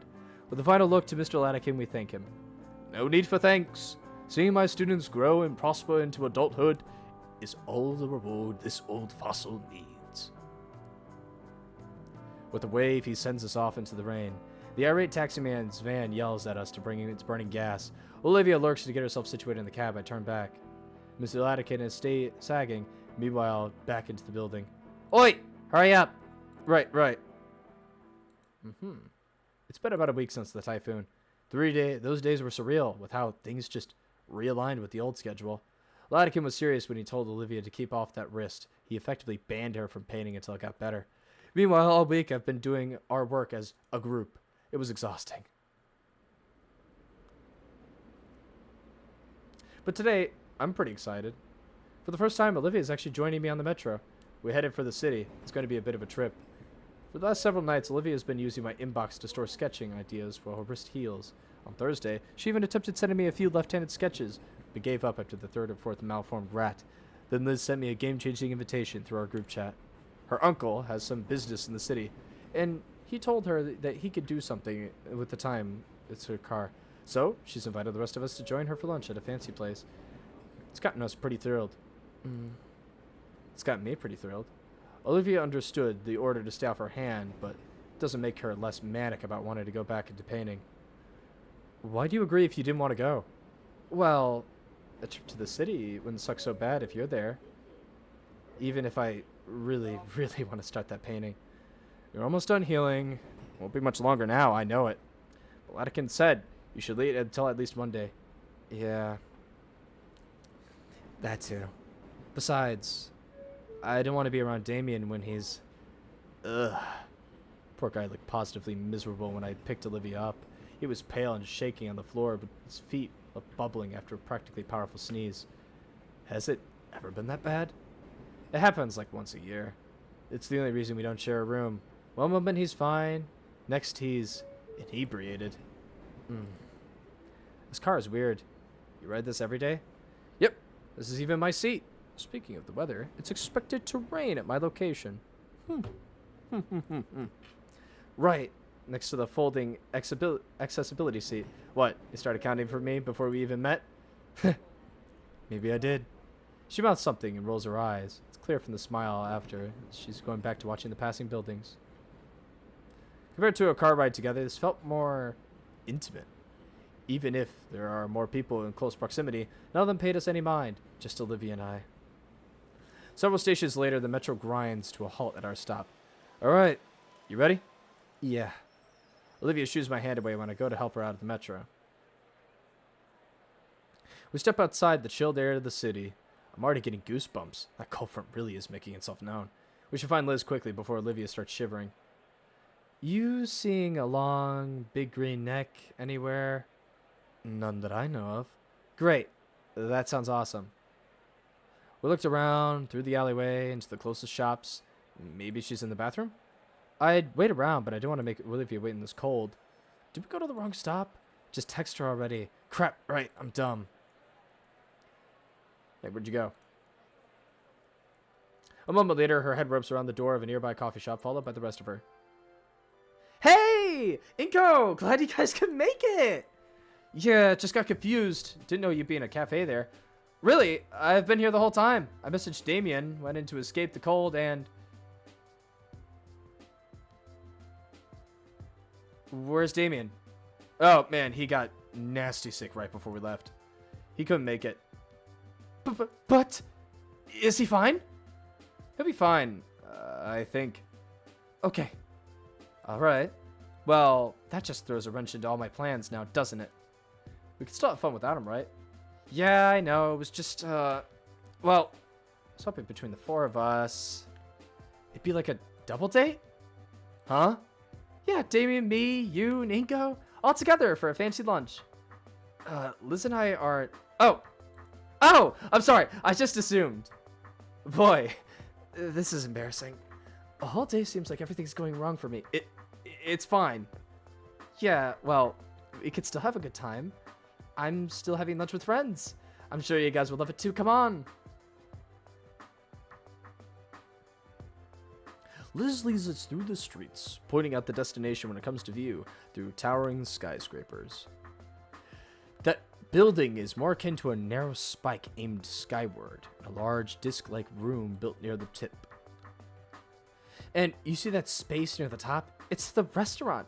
They built it in the way that you could slowly rotate so your view changes while you eat. You could see the whole city, the ocean, even the mountains. Whoa. I've gotten here with my patients. Where's she disappearing off to? I've gone here with my parents all the time as a kid, and I've always daydreamed about bringing friends and important guests there, and, well, we need to know, business type stuff. This will be my first time on my own. Well, you know, yeah. You'll see, there's even a... Wait, hold it. We lost Olivia. We turn around and check on our errant Gator friend, who's a bit farther behind and grimacing. She comes slowly rolling in, fighting to hide the slightest winces every time she pushes herself. Oh, sorry. It's fine. You sure you don't want help? I can make it on my own, please. All right. You want to lead the way? All right. It's that Space Needle looking place, right? She rolls ahead. Liz and I follow behind, continuing our conversation. The restaurant is an impressive spire with an actual seating area, 30 floors or so up. After Liz verifies her reservation, we're set in this spectacle elevator with a glass. After a minute or so of rising above the city, we stop and all the doors slide open to reveal the restaurant. Ooh. It's a circular room with the seating and all the windows and the inner rings for bars and the kitchen made up for eating. I feel like I've been here before. Something about taking someone's heart or something like that. Definitely. Did I miss something? No. Definitely a carefully crafted place. I wonder if it'd be the kind of place my parents would bring me to. A waitress greets us and leads us into a tray by the table by the windows. One of the seats closest to the window is moved so Olivia's wheelchair can fit in the table. She approaches the space and stops. She's looking down at the window. Can we switch seats?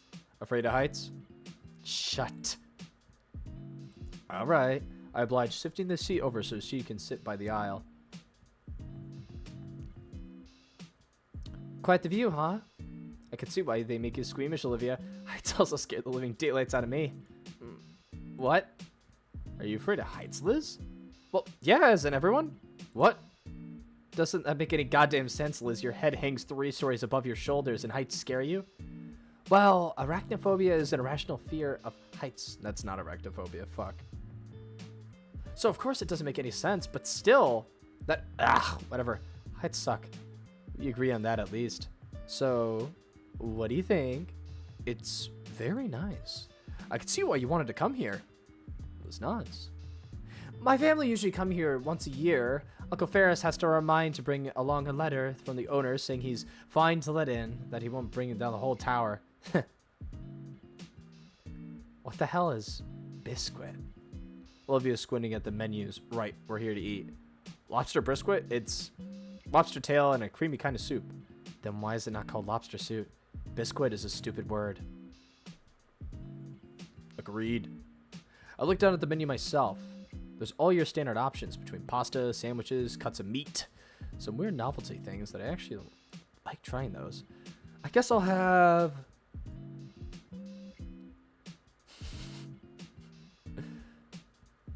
double tropical cheeseburger, chicken pizza, chicken is on the crust, entire leg of cow, carnivore selection, samesies with Olivia.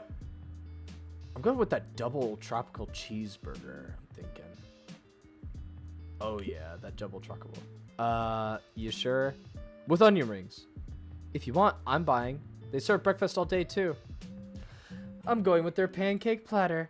Liv waves the waitress and we give her orders. Nostalgia pick? You got me? It takes me way back. She stares out the window. I look out the horizon as well. The view has shifted a bit to show the mountains. We all look out for a long while. Maybe a little too long. Ordinarily, this would be around the time Damien would say something that kept the conversation going. Oh, right. He's usually the one that brings us together. It's strange to think, but Liz and Olivia aren't really more than acquaintances. But during lunch, it's Damien that always makes everyone else included in the conversation. Nothing comes to mind. I don't think I make a good Damien. One moment, please. I ring up Damien in the hallway. He's sick, yes, but hopefully he'll have something for me to use. If he picks up, please. Hello? Vinny, I want to talk to Damien. Nah, he's out right now. Mom's with him in the backyard. He's puking his guts out into a bucket. Why? Pest control guys buy it for us from $50. Gross. What do you want it for? I can tell him when he comes back. Oh, why not? I want to know how he keeps our friend group so lively. Like, I was considering small talk, just bring up movies or something. Ew, no, movies suck. Nobody actually likes them. What? I'm playing Fortnite. Fortnite! Fortnite! Raven team leader Giat? Raven team leader Giat? I'm playing Fortnite. I'll turn it down so you can hear me. I hear what you said. It was just dumb. Was it? Yeah? There's a pause for a moment. Movies always sucked. Like, they started in black and white without sound and never really got any better. Even when they peaked in the 70s, they only barely became watchable. Have you ever watched The Godfather? Dad makes me watch that stuff and it just sucked. No, you probably didn't just get it.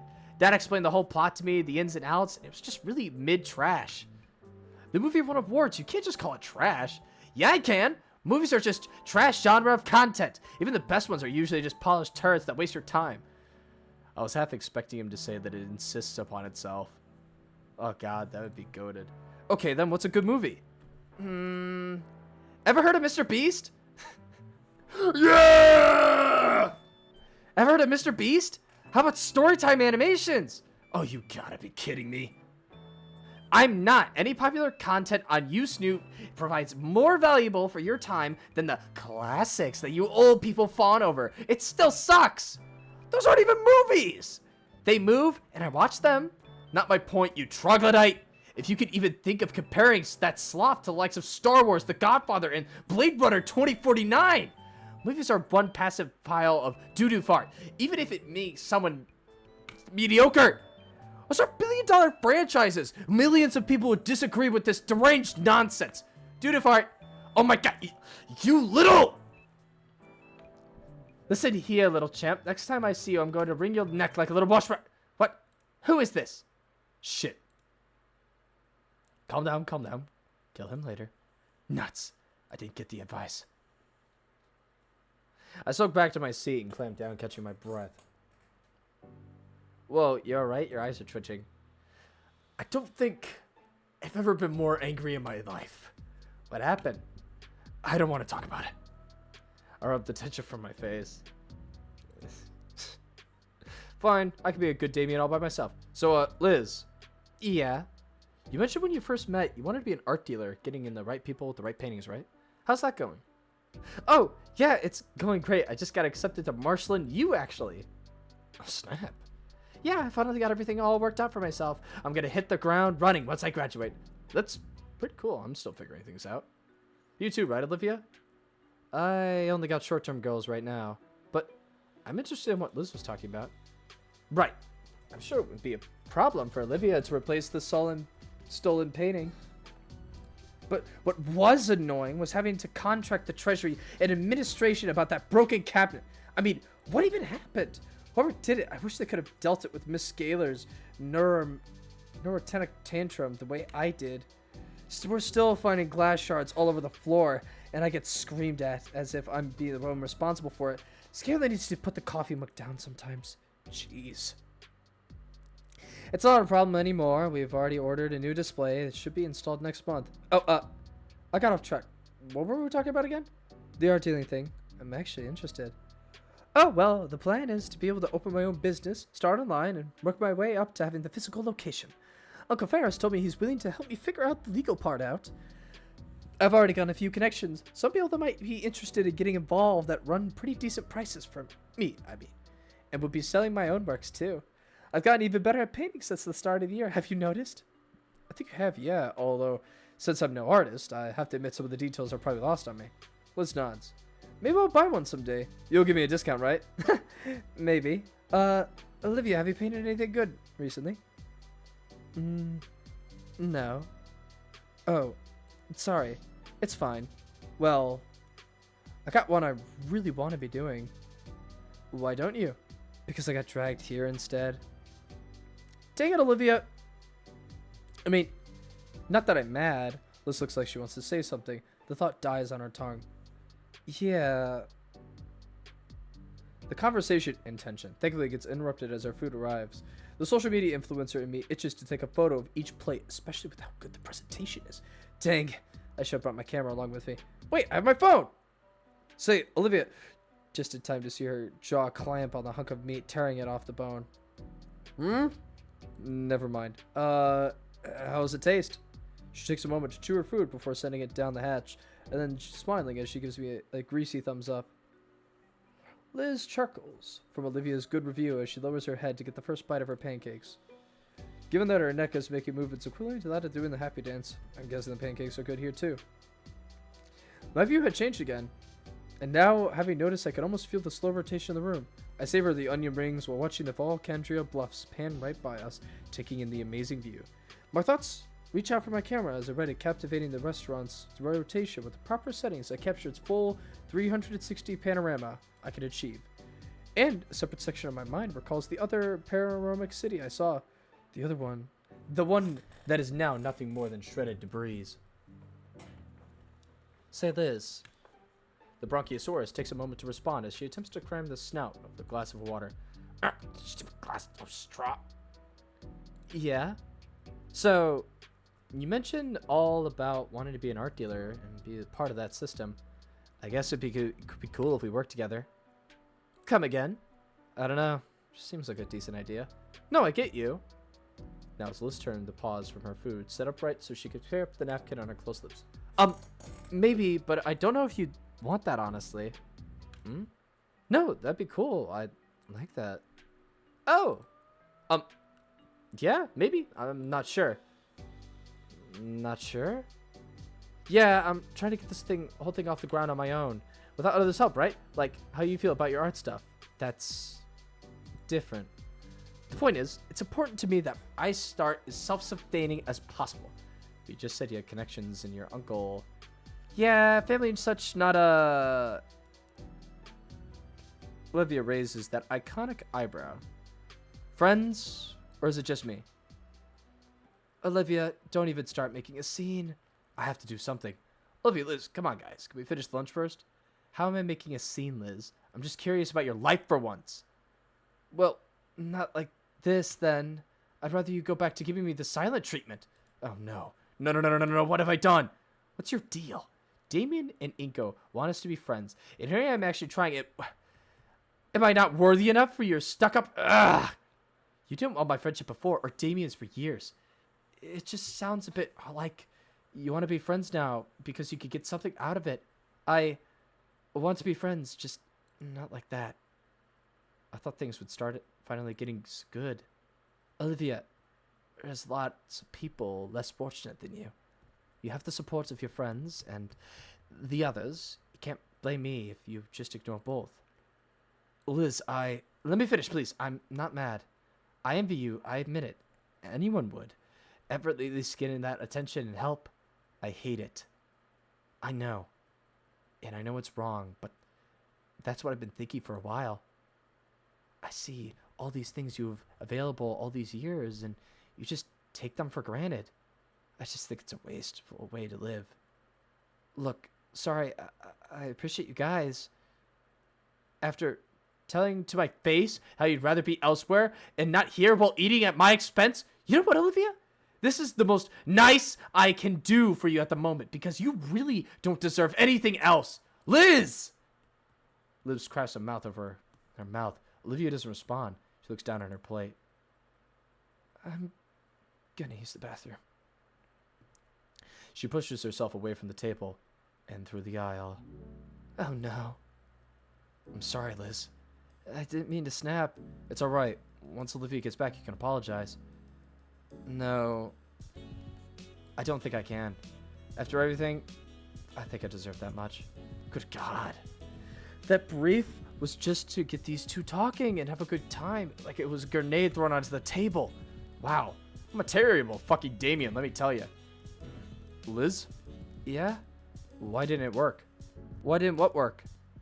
I know you two aren't on the greatest terms, so I tried to keep the conversation going so it wouldn't be awkward and nobody would get left out like Damien does. I feel like this was somehow my fault, but how? I did everything I was supposed to. I don't think you did anything wrong. Why does this never happen around Damien? Good question. I don't know. Liz picks up her plate, popping the yolk of the greasy egg. She's probably not in the mood if I pushed any further and said anything I want to say right now. Olivia wouldn't like me prodding it right now either. There's no options. I tried to think of something to do, but nothing. I can't think of doing anything at all. Not without making someone uncomfortable or worse, getting them mad at me. And I've never even anticipated something like this happening. It's frustrating. I can't do anything. But I can't do nothing, obviously. Not if I wanted to smooth things over. Right, now Olivia's in the bathroom. She's actually fooling around in the hallway, but the point is the two are separated. I can work something out. Should I keep trying then? I don't want to make anyone uncomfortable. I think I'd rather you didn't.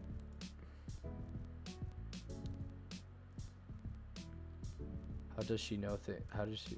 Come on, Liz, help me out here. Ask Liz for help. How does she know how to deal with avoiding upsetting other things? Go find Olivia.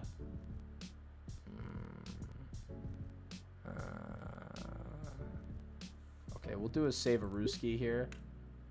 We'll do another one. I like this one the most. I like this one the second most, and I like this one the least. We're gonna ask for you. Liz? Yeah? Could it be the case that doing what you're supposed to doesn't always work? Is that a trick question? Of course it isn't. Is that what you're thinking? Well, guys got into an argument over it. Olivia got hurt over it. I feel a bit responsible. Nonsense. This stupid stuff is our own petty catty squabble. Well, I want to do something to fix it. Well, I have an idea of what to do. Thing is, I don't really want to upset anyone. Or worse, get them mad at me. You only want to do things that others will support then. Yeah. But here, it's not an option, I don't think. There's a catch-22, I'm sure. Great, you're great with people. You're on the school council, probably have lots of arguments there. Like you wouldn't believe. Gotta adjust my throne real quickly.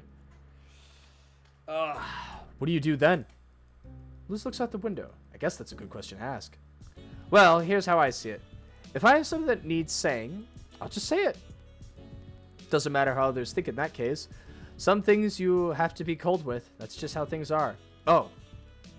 Sorry if that's not the answer you were looking for. No, it was good. I appreciate your perspective. It's actually a good example of itself. I think that's what I needed to hear. That's a good way to put it. Thanks for the advice. I'll try to make things right once Olivia gets back. Sure. I focus on my food and what I'll say while we wait for Olivia's return. Liz offers to trade her bacon strip for a few onion rings. Sucker. Finally, Olivia comes rolling back to the table. I'm back. Hey, you were gone for a while.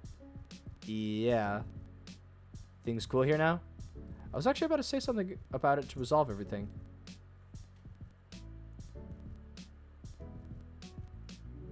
I can't decide who's right. You're my friends. Liz is right. Olivia needs to think of others more. Olivia's right. God damn it. Another Savaruski right here. Fuck. I can't decide who's right. You're my friends. I think you both have some good points, but there's a bigger picture that we all need to see. Deep down, both of you want to be friends. So why not turn over a new leaf starting today? Is that it? Pretty much, yeah. So we good? Sure, I guess. Yeah. That went much better than expected. After things settled down, we finished our meal. Obviously, simping for Olivia is entirely justified. But sometimes you have to understand that the true solution of things lies not in always pursuing and engaging in the happiness of the woman. Sometimes you need to sit down and you need to kind of be the middleman, you know? The middleman is always important in everything. And that's exactly what I did here, is that I was the middleman, and now everything's good. After things settled down, we finished our meals. Well, Olivia finished our meals. Liz had noticed it when the whole pancake simply vanished, and I thought my onion ring pile was looking smaller by the minute. Looking Olivia's way, she simply waved at us with the most bizarre concoction of onion rings, flapjack syrup, and beef on our plate. What? I'll make you guys better food than this later. The theft of our food is stopped shortly after that, though the portions had diminished. We were all thoroughly satisfied with the meal. I offered to pay, or at least pitch in with a check, but Liz refused, insisted since it was her idea to begin with. But I had always figured it was the man's place to pay for a date, and this was a date, kinda. Neither of our hands lifted from the tiny leather booklet, and I don't know how long we played tug-of-war over it. Olivia at least found it amusing, even recording our stare down on her phone. But victory was mine. I managed to palm my debit card to the waitress before Liz could give her the booklet. With all that done, all that was left for us was making the most of the view. Olivia led the way by the observation deck on the floor beneath the restaurant, and she immediately regretted it. The blast of cold air even had me shiver a bit. The altitude plus the late fall weather made the deck the most clear of the guests. But the view was easily worth the cold. I even made a mental note to come back here one day with my DLSR. We slowly moved to the railing so we could fully take in the skyline from the bluffs and out the ocean, along with the city's skyscrapers that were dwarfed by the sea. As I scanned over it, I doubled down on the mental note, because seeing Olivia silhouetted by this beautiful view is... I don't know how you could stand this temperature. Liz does not like that cold, although she's rubbing her arms in a theatrical manner. I'm gonna be by the up later, guys, okay? Her moves next to Olivia. Those hushed whispers have shared between them. Finally, Liz's body turns and leaves, her head shortly after with a beaming smile. Olivia? Don't ask. Her eyes remain on the horizon. Maybe it's a little colder, though, as Olivia's face is slowly turning red. Something up? Well... Her eyes chilled down to her hands, raising up as she carefully examining her wrists. I watch as she carefully tests her hand, wincing occasionally as she slowly flexes and rotates her arm. About the painting. Not until you're better. I know. I've been thinking about it. I'm going to be way out of practice when I'm all better. So you're going to practice? She smiles and turns to me. Probably excited about the prospect of starting to work on that soon. Yes. I have the mental image in it for my mind and everything. Her smile lessens though, and her tone becomes uneasy. I just want to make it perfect. I have the mental image, but I won't have the skill. Plus, between the carpet tunnel and rushing on all those pieces for Mia, I think I understand where she's getting at, but her smile is back again. Once I can paint again, I need time for practice. I want to show Mr. Latican the greatest piece I can create. Do you need anything? My words cut my thoughts off. No, I have the paint and... No, I mean, do you need any help with your practice? Her face goes to the red again.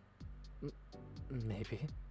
Well, I don't know how much help I could be, but with the complete lack of my painting talent. But otherwise, yeah, I'll do whatever I can for you, Olivia. I promise. I cement it with a smile and a thumbs up. Thanks. I think we only stood at the viewing deck for a few more minutes. After a particularly cold draft had swept us away, Olivia figured she had enough of the chilly air. We made our way back inside the elevator station where Liz was standing idly. Tired, Max. Tired. She and Olivia looked at each other for a moment. The two held the stare locked in each other for about half a minute before Olivia looked to the side. So, what else is there to do here? A lot, evidently. Once we have gotten back to the train, Firma, Liz had taken it upon herself to walk us around the entire block. The whole area was like a miniature theme park with a lot of street vendors selling tourist trap gifts. We spent the rest of the day just wandering the city park there, enjoying the late fall as best we could. Eventually, as the sun sunk below the horizon, Mr. Ferris found us. I had forgotten that we came here in the first place because of a business meeting of his. Oh!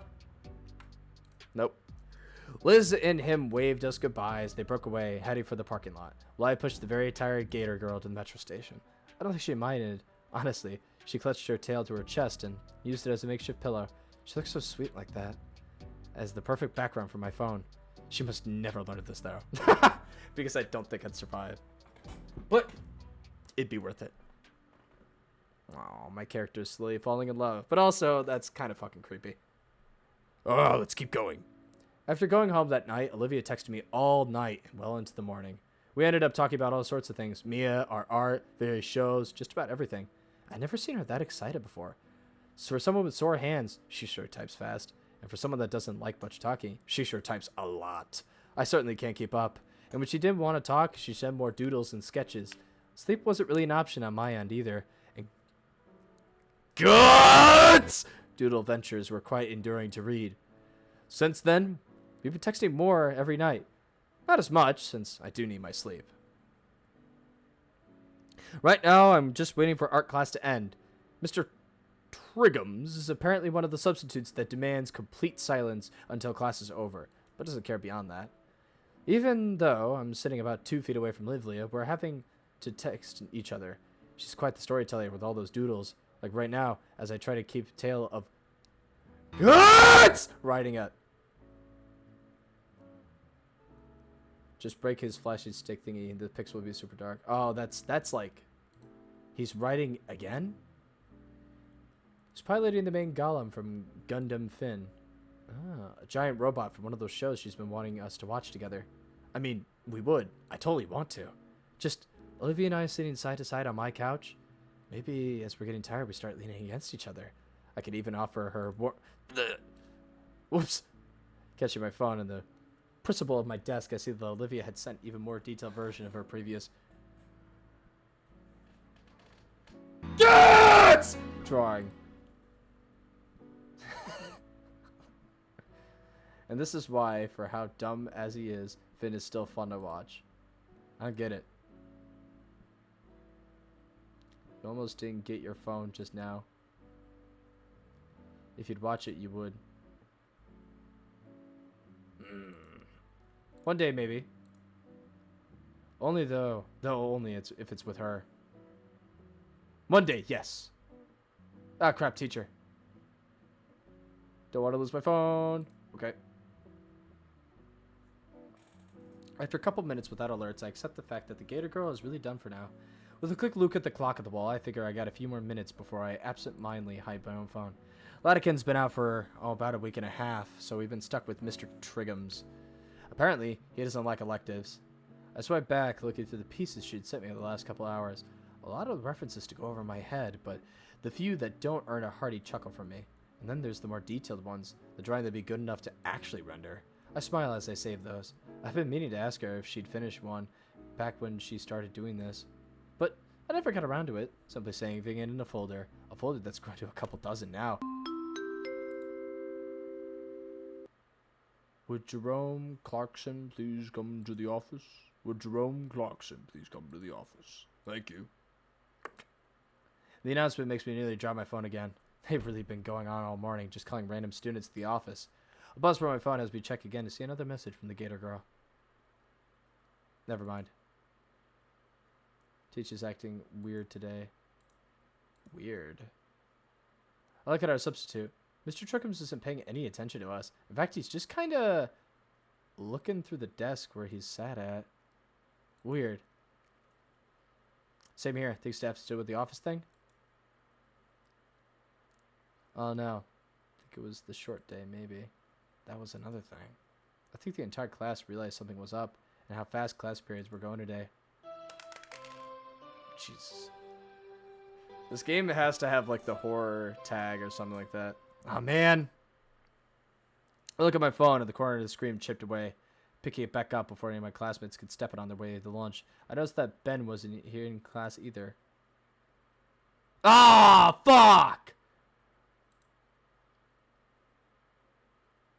I ate at lunch. I realized I'm actually not that hungry. Strange, but I guess it's an internal clock thing. I'm so used to eating at the same time every day. Yo! It's snow outside. Looks like I'm not the only one. The usual war zone of the cafeteria has expanded to spill in the surrounding hallways, loud enough to even cover the continued announcements. Mostly. Gotten pretty good at weaving through the chaos relatively unscathed, but man, those guys have got way too much energy. What are they even fighting about? But, as always, the table in the back is left alone. Yo! This is so hype. Damien is chattering loudly about his day so far to Olivia, who is occasionally poking Liz across the table with a Liz flails her arms around to shoo away the offending poke, but never bothers to crane her neck down from the rafters. She perks up when she sees me. Yo, it's Inko! Hey, what's going on at Olive Garden today? Whack his noggin. The meter stick falls on my head. Gah! It's just a joke, a quip! How long did it take you to come up with that one? It was about 2 in the morning last night. Whack him again. Hey! Best $10 I've ever spent. Looks a little familiar, doesn't it? That's what I thought when I saw it. Just like the real one, she'll bully you for saying dumb stuff. Bite me. She makes the head nod my face a little. I'll go sit somewhere else. Do it. I got a new friend right here. Oh, wow. I actually have an extra friend who isn't addicted to doing makeup pheromones. That makes me so happy. Your ventriloquism needs a bit of work. Still, I think it's a little weird. Oh, live a little. Say, are you guys eating together? It's too early. I'll just eat whenever I go home. The lunch ladies don't really try on their half days. They don't try normally? The difference makes itself known. I was out for like a week. I'm just gonna steal whatever Olivia makes later. Get your own. I've changed my mind. She has too much power. This is great. Olivia reaches to nod Damien again, but I snatch it out of the air.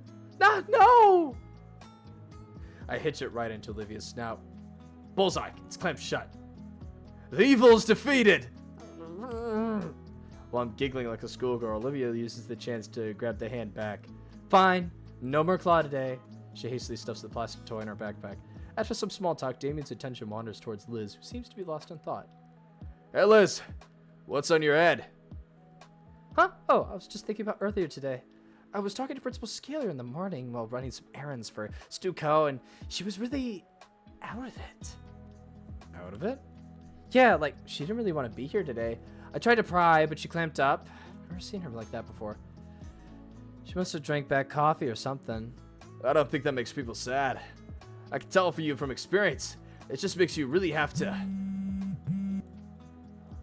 Looks like I got a text. Pulls out her phone, craning her head down to get a better look at the screen. It's from Ben.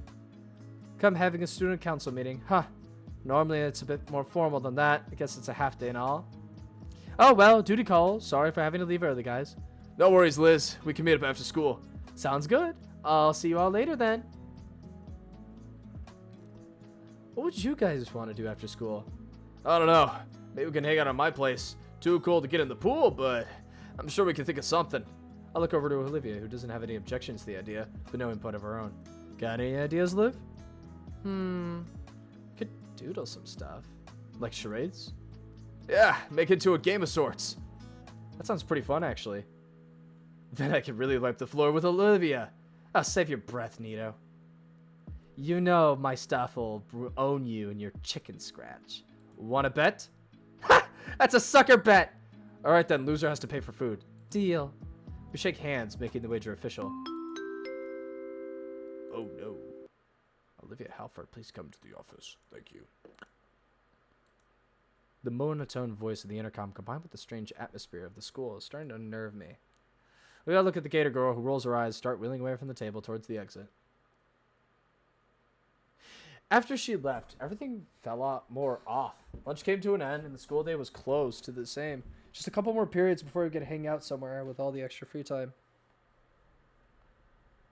I look at Olivia's desk, still empty 5 minutes into Miss Prockling's class. I mean, yeah, she hates this class the most, and it's become a bit of a habit at this point, but I like how she's become a bit of a habit to write extra set of notes for Olivia. I look at the 2 most blank pages in front of me. Like, with our teacher, I notice something's off with Miss Prockling. She barely says anything, instead just asking us to read the chapter on the Great War. I do as asked, 5 pages in it, can't say without a shadow of a doubt that it was the stupidest reason for a world war to break out. Oh boy, I got a DM.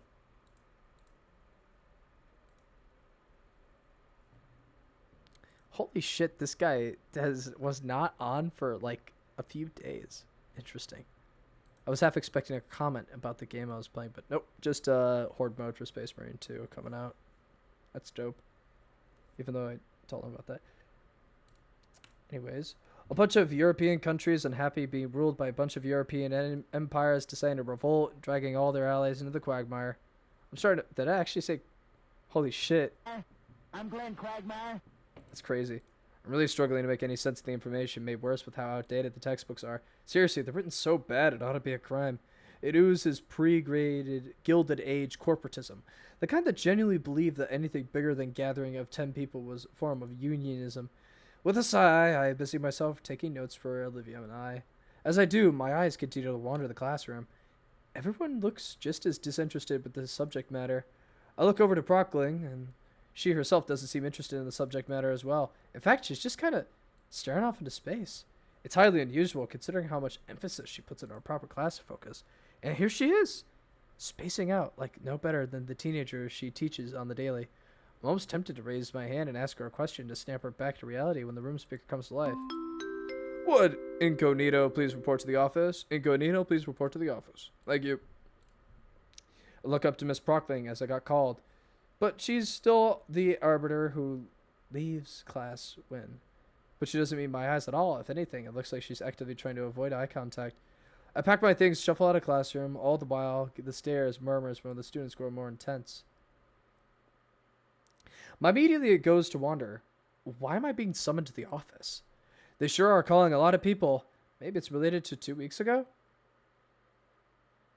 The only thing keeping me company on my march to the principal's office is the sound of rubber soles on tile. They must spend a fortune polishing these floors. It's not long before I notice another pair of footsteps coming from somewhere ahead of me. I squint my eyes quickly. It's Ben. I guess the student council wrapped up their meeting, though there's no sign of Liz anywhere. The parasaur makes his way closer. He has a complicated expression on his face. Hey, Ben, what's going on? He flinches as I call his name, looks around as if like a lost child before he spots me. We make eye contact for a few seconds, but he doesn't say anything. Everything all right, dude? Suddenly, he turns away and continues down the hall. A sinking feeling takes a hold of my chest. I almost try to speak up and stop him, but I can't think of anything to say. I guess I better get going. Oh boy. Why am I getting nervous? Like I'm the guy getting in the fucking damn thing. After a few minutes of walking, I reach the door of the principal's office and find it wide open. Come in. I step into the office and close the door behind me, following the source of the deep voice. I've only ever once been in a principal's office in high school, and holy shit, that subject matter was the funniest thing ever. So on my, we had laptops, because I guess the school was fancy like that, and the tab, I named the tab for my, like the main website where all the stuff was, like where all the school important stuff was. I named that website in my taskbar, Pornhub, because I thought that was funny. Because, you know, haha, I'm a teenager, fucking haha, it's funny as shit, haha. And I was in cooking class, and then they just randomly randomly walked up to me, and I was like, hey, we wanted to see your laptop. And I was like, okay, here you go. And I didn't think anything of it. And then, like, eventually I'm called to the office, and then I go into the office, and I'm sat down in front of a, like, public official, and, well, not public official, but kind of, like, definitely not the principal, but also, like, kind of, like, one of the important people. And then I guess also, like, someone who is job shadowing. And fuck, I feel bad for the person job shadowing, because goddamn, that conversation was rough, because she very clearly was like, yeah, so we're gonna have to write a note for you, because one of your tasks for your school stuff is named Pornhub. And I immediately was like, oh yeah, that yeah. And it was like, yeah, you're kind of in trouble for that. And I was like, yeah, fair enough. They even fucking told my parents, which is fucking stupid. Like, I don't know. I feel like that definitely... I get it. Don't name your shit stupid shit on the school laptop. But, like... Man. It's the most unharmful shit I ever did to a goddamn school laptop compared to what people be doing to school laptops these days. Anyways, enough about my useless high school bullshit. Back to Holy Peak after another drink of red. I step into the office and close the door behind me, following the source of the deep voice. I realize now I've never seen the interior of the office before. It's fairly standard for an office. Long wooden desk, a filing cabinet, a few potted plants, and a couple shelves, all sorting different things. However, on closer inspection, I notice it's a bit more disheveled than I expected. Manila folders are strewn across the desks, one of the filing cabinet drawers hangs open, and potted plants are either out, overwatered, or wilting. Is this really Scalar's office? Mr. Nito. My attention is suddenly pulled away from the hulking figure sitting behind the desk. I can only imagine the office chair is going through right now. Sir, is everything all right? Have a seat, please. He motions with a small plastic chair on the side of the desk. How have you been, Ingo? I oblige his request by taking a seat, trying to suppress my anxiety. Think I'm doing well. He nods to himself, holding his eyes closed. That's good to hear. The whale looks down at the open folder on his desk, taking a moment to look over some kind of document. I have news to... I have news for you regarding your instructor for AP Art Design and Photography. You mean Mr. Latican? Yes, Mr. Latican, a fine teacher, if student surveys are anything to go by. He's also quite spoken highly of you. Did you have a strong relationship with him? Yeah, I think so. Did something happen? My heart drops as Ferris's brow lowers ever so slightly. Suddenly his tone completely shifts to one more cynical. Over the last 2 years, Mr. Latican had been suffering from a rare form of chondrodyscornia that originated in his vertebrae. His tone is heavy, and I don't know what ailment he just named, but it sounds like it should spit the doctors responsible for discovering it. But the practiced movements and the worn-out features are undeniable. He's by no means a fragile man, but the tiredness he tries to hide is barely concealed. Every student he's broken, the news he's had to take in someone more from him. Tetsuka goes so slightly as if tactful as he can. The attempted reverberance is lost as he recites scripted lines just a few many times already. He can't muster any more than flat citation. His analysis means nothing if I'm just distracting myself from the reality of the situation, even though prolonging a confirmation will keep it from happening. Mr. Ferris notices my subtle confusion and clarifies like he must have done a few times already. Bone cancer. Mr. Latican was well advised by medical professionals about the treatment options available to him, and the district offered him a generous medical leave and resignation for his tenure here at St. Hammond. He turned both of those down. The canopy of thoughts swirling in my head makes it nearly impossible to think, impossible to focus on anything. Right now all I can do is revel in it. Time passes. I'm not sure how much, but I can't get a grip on my own mind. Ferris is calmly waiting for me to say something, but I could tell he's becoming uncomfortable. There's only one thing I can muster to will to ask. Why? The whale grimaces. I wish I had an answer. His inflection tells me of his own questioning thoughts. The exchange seems to give Ferris the energy to continue, however. On Sunday, Mr. Latican was hospitalized due to complications with his illness. He passed away the following morning. Olivia was called here before me. Counseling will be available for you and anyone else affected. Sorry, do you know where Olivia went? No, she didn't say. I'd like to go now, Mr. Ferris. Yes. Feel free. I stand up from the plastic chair, pushing it closer to the principal's desk, offering one last nod to the superintendent, and let myself out of the office. As soon as the door clicks shut, I start running. Shit! Where would she go? The studio room, maybe? It's the best lead I have. Thanks to those gym classes, I'll have no trouble getting there quickly. My new destination takes me up the main staircase of the school and takes me to the second floor. It's not long before I'm staring down the hallway of Latican's classroom. I breathe a sigh of relief as I see Olivia on the front door. God, what do I even say to her? My thoughts come to a crashing halt as I see another dinosaur gesturing maniacally. Ben?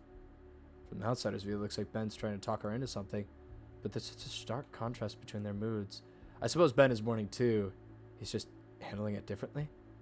That's the plan I have in mind. What do you think of it? Olivia? Yeah. Okay. Olivia's reply came out weak and unfocused, like she wasn't talking to Ben at all. Can I count on you to be a part of it? Sure. I remain obscured from view. This doesn't seem like a conversation I'd intrude on. I'll just catch up with Olivia afterwards. Honestly, I'm surprised Ben is talking to her. No. Maybe that Olivia's listening to Ben. That those differences are being put aside. For once, our priorities aligned.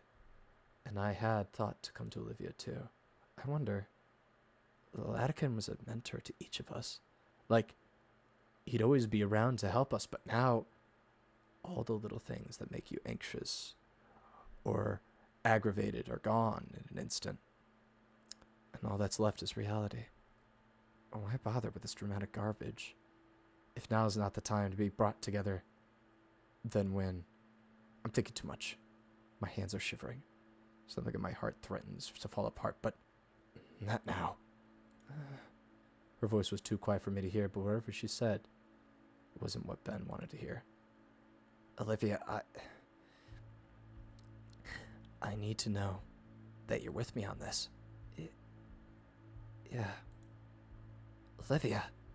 Ben kneels right in front of Olivia's chair, putting the two at eye level, though kept hers averted to the side. I need to know you're on this fully. There's a strange panic in the Panasaur's voice. Please, Olivia. For him. Finally, I felt like some minutes. Despite only giving 4 or 5 seconds, Olivia looks back at Ben's face and gives him a meek nod. I'm gonna take that as a yes, then. The Gator girl gives no other replies to Ben's words. The only signs that his words had registered in his mind were her hands, suddenly, yet gently, shaking. All the while, her claws dug deeper into the wheelchair's armrests. Her bulwark broke at last. Seeing the droplets from her eyes drives a searing pain through my chest. My instincts drove me forward, beyond my common sense. I gripped the blue boy's shoulders and pulled him up. Ben! The Parasaur's eyes snapped towards me. Mixed eye contact with me, a depressive exchange coating his face. Inko, what are you doing here? I wanted to see Olivia. Olivia's silver eyes finally lift. The pain reflected in them threatens to shatter my aching heart. Ben looks back to see the mournful eyes too, though his reaction seems the opposite to mine, as a smile draws across his face. Inko, hear me out. I'm trying to organize a eulogy for Latican. You know, say our goodbyes to him. He deserves it, at least. Olivia, me, and you, he helped each of us so much, and while the Parasaur rambles on, I turn my attention solely on Olivia. I push past Ben and take a now eye contact with her. Ben finally stops talking. I can feel a stare boring into the back of my head. He wants an answer for whatever he was just talking about. A eulogy for Mr. Latican. It's so surreal to think about that. To think I spoke to him only yesterday, and today he's just gone. Eulogy. Yeah. It's the least we could do for Mulatican as his pupils. He deserves so much more, though. So much more. Right. Yeah. Olivia's probably feeling what I'm feeling right now. This fight between reality and emotions. Latican's gone.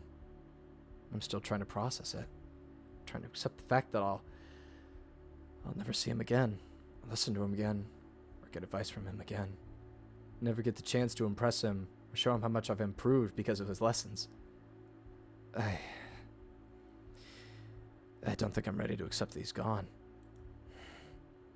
Ben clears his throat, snapping me from my stupor and back to our current reality. I'm sorry to be pushy, but I need to know if you and Olivia are in or not. Ben turns to Olivia as he says those words. Olivia, meanwhile, continues to stare absentmindedly at the wall. It was as if Ben words were not emanating right next to her, but a few dozen miles away instead. Ben, I don't think... Suddenly, I feel a cool, skilled hand fall atop my own. I turn to look at Olivia's pain-stricken eyes, the gaze deeply into mine, pleading, begging, to make the pain vanish. I don't know what I should do. Ben has the right idea. We should all say goodbye together. Olivia needs us now more than ever. I think Ben has the right idea. It's what Latican would want. These are scary times, so it makes the sense to be afraid, to be hurt. Don't worry, Olivia. I place my hand on Olivia's hand, reassuringly. I'm here with you. We all are. Ben is extending the olive branch, right? You just need to accept it. Ben gives a tense, shaky, but approving nod. I'm glad you guys are seeing this situation for what it is, and just how important it is that we make this eulogy something special. Olivia glances around hazardly, her voice broken. I don't want him to be gone, Ego. It's too much that I did. I know. But we need to face reality, and we can do it together. I'm not ready. I'm not ready to face anything at all. It's okay, Olivia. I know I was close to Latican, but you clearly meant so much more to him, and him to you. He was the only teacher that seemed to really care, right? She nods. So you're the most hurt, the most afraid. Afraid. And we're here to support you. You just need to let us help you. If you're not ready to face reality, we can help you think straight, to face it together. Can you do that? Her eyes rove over Ben and I, and then back to our interlocked fingers. I take hold of the other hand. She blushes and looks at me dead in the eyes. Can you help us? Okay. I'll think about it. I'm still afraid, but if you're there, I'm here. Ben clears his throat. That was, very inspiring of you, Inko. His hands are tensed up. He's calmed down a bit. He opens his mouth to continue, but I hold a hand up to stop him. Olivia's had enough for one day. Ben, can we get some alone time together? Oh, of course. I'll give you a bit of time to process this all. Ben walks up and pats me on the shoulder with a solemn nod. Look at Olivia and nod towards me. He walks out of the classroom and leaves Olivia and I alone. As the door clicks behind me, I hear Olivia take a sharp and shuddery breath before turning to look at me. Her eyes are glossy and puffy at the edges, trails of tears straining down her cheeks, and her expression is of someone who doesn't want to believe that it's true, but knows deep down that it is. I look at her, I feel my emotions come back twice as hard. No, I need to be strong for her sake, damn it! Olivia, I try to find the proper words to say something to her, anything that could give her any sense of comfort to ease her pain, but I feel my throat begin to tighten like someone's hands are around my neck. I don't even notice I'm crying until my vision becomes blurry with tears. Without thinking, I wrapped my arms around the Baronox and pulled her into a hug. Olivia seemed shocked at first, frozen by my sudden reaction, but I feel a pair of arms wrap around me and hands clenching my jacket. Olivia begins to sob into my shoulder. I feel my own resolve break as I hear the increasing pain in her cries. When we're like this, I can't even pretend to be strong one anymore. Maybe I could bear the pain of Latican, but seeing Olivia like this, I hold on tighter. I don't want to let her go. Suddenly, she mumbles something into my shoulder. What was that? We pull apart and I look at Olivia. Her sunken face is covered in splotches of wet tears and wet, dry tears. She's hyperventilating and looks like she's an absolute mess right now. Despite this, her eyes are fierce and lively as they meet mine. I need to do something. Right now? She doesn't respond, hurriedly rolling down the hall towards the elevator. Where would she? The fountain. The only place she could be going. I step forward to follow her, but stop. No matter how I try, I can't continue. This is Olivia's promise, not mine. I have no right to intrude on her like that. My hesitation robbed me of any choice in the matter. She went alone. I'm a fucking idiot. Alone in this freezing weather? While she's going through this? What the hell was I thinking? I start my silent march through the halls, out the building, and into the frozen wilderness. It's cold out. Freshly snow. The world feels so much smaller, muted, colorless. Now's not the time. I must find Olivia. There's thin tire tracks in the thinly laid snow painting down the sidewalk. I follow them. The path is serene with falling flecks of white that make me feel like one of Olivia's landscapes. The fountain must be right around the corner. Oh God! I should have gone with her. Of course the fountain is only accessible with stairs. Steps are tall, coating with a thin layer of ice. It's a death trap. Something rolls down and bumps my shoe. It's one of Olivia's handles. My face splashes with heat and my blood runs cold. Oh my God, I can't lose 2 people one day, please! I look up and find myself. 8 steps. Olivia's wheelchair is toppled over its back. Seat ripped. Wheels spread. It's unrecoverable. Olivia's 2 steps further on the ledge. Her arms reaches up for the next one. Olivia! Olivia stops and looks back. It's a look of shock and humiliation at being seen like this. She turns back and starts pulling herself to the next step. Damn it, Olivia! I take a step and catch myself. It's a wonder she's even got this far. But I find balance and start marching up towards her. Her arm slides at the edge and she falls back. I caught her in my arms from behind. I didn't make it. She looks up at me, her eyes filled with tears. I carefully set her down on one of the steps. She hides her face in her palms. I failed, Lanakin. Olivia chokes back a sob. I'm just a stupid fuck-up fucking chair. And then continues to weep. I sit there for a moment trying to figure out what to do. Really haven't ever been in a situation like this. Poor girl is shaking. Rather, it's cold from her situation. I don't know. Instinctively, I wrap my arm around her and pull her close to me. Olivia shifts her body accordingly. We end up in an embrace. Her sobbing calms down to an occasional hiccups, and her body is no longer sapping the heat from me either. I'm sorry, Inga. Sorry for what? Everything. Being an asshole, being a failure, making you waste your time on me. Just awful. Don't say that. I love you. That's what I wanted to say. Now isn't the time. I'm your friend. You know that. I'm here for you the same way you're here for me. Olivia breaks away from her hug. Her face is tear-stained, but she isn't crying anymore. She's looking down at the wheelchair. Do you have a spare at home? No. I stand up, looking at the stairs from the water fountain back at Olivia. I could call Liz if you want. She could come pick us up after we're done. We can worry about your chair then. You're not a failure, Olivia. We're getting you to that fountain. I reach my hand towards her. Olivia's confusion erodes through a soft smile and stares at my hand and then back to me. Come lower, let me grab your shoulder. I've done this a few times before. We're leaning closer and Olivia pivots as best she can. Once more, she uses her tail as an anchor in place of her legs. It's holding up pretty well. Never considered it, but that tail must be pretty muscular. Let's go. I want to make Lanakin proud. I climb up the next step, planting my foot on the solid ground. Olivia waits for me to stop before quickly motioning her tail as she steps at will. It's sort of like we're one leg. Simple enough. Only now it occurs to me how close we are right now. By close, I mean I'm practically cradling Olivia by my side. On and up another step. Eventually, we make it to the top. I manage to shuffle to the fountain. You can put me down right here. All right. I gently lower Olivia and place her on the lid of the fountain. There's just enough space for her to sit along the edge with one leg resting on the top, the other leg hanging off. Looks like the still water in contemplation. My eyes follow her, focusing on the coins that have settled at the bottom of the fountain, though hard to see through the opaque ice. I've stuffed my hands in my pocket for warmth, feeling the skin of my knuckles start to split already. My fingers trace over the quarters I'd usually use in our lunchtime drinks. Achoo! A powerful sneeze draws from my manner drawing's thoughts to see the gator go quivering in the concrete seat. Damn it. Her jaws clenched tight before baring her sharp teeth to the world. Her nostrils flare with each of her breaths, hot air creating puffs of visible mist. Her eyes are filled to the brim with fiery rage and salty tears. I want to break the silence between us. Ask her for thoughts. She's deep within them, though, raging within her own mind, finally having the moment to process everything that's happened. In the end, it's Olivia that breaks the silence with a single, quiet, disdain-filled curse. Damn it. Her eyes shut, keeping her tears from falling. Damn it. A hiss slips through her lips. I made it. I finally made it, but... That goes unfinished. She lifts her shoulder down and gazes away from the spouting water, listlessly gazing through the obscured afternoon sun that's managing to peek through the clouds and the snow-covered trees.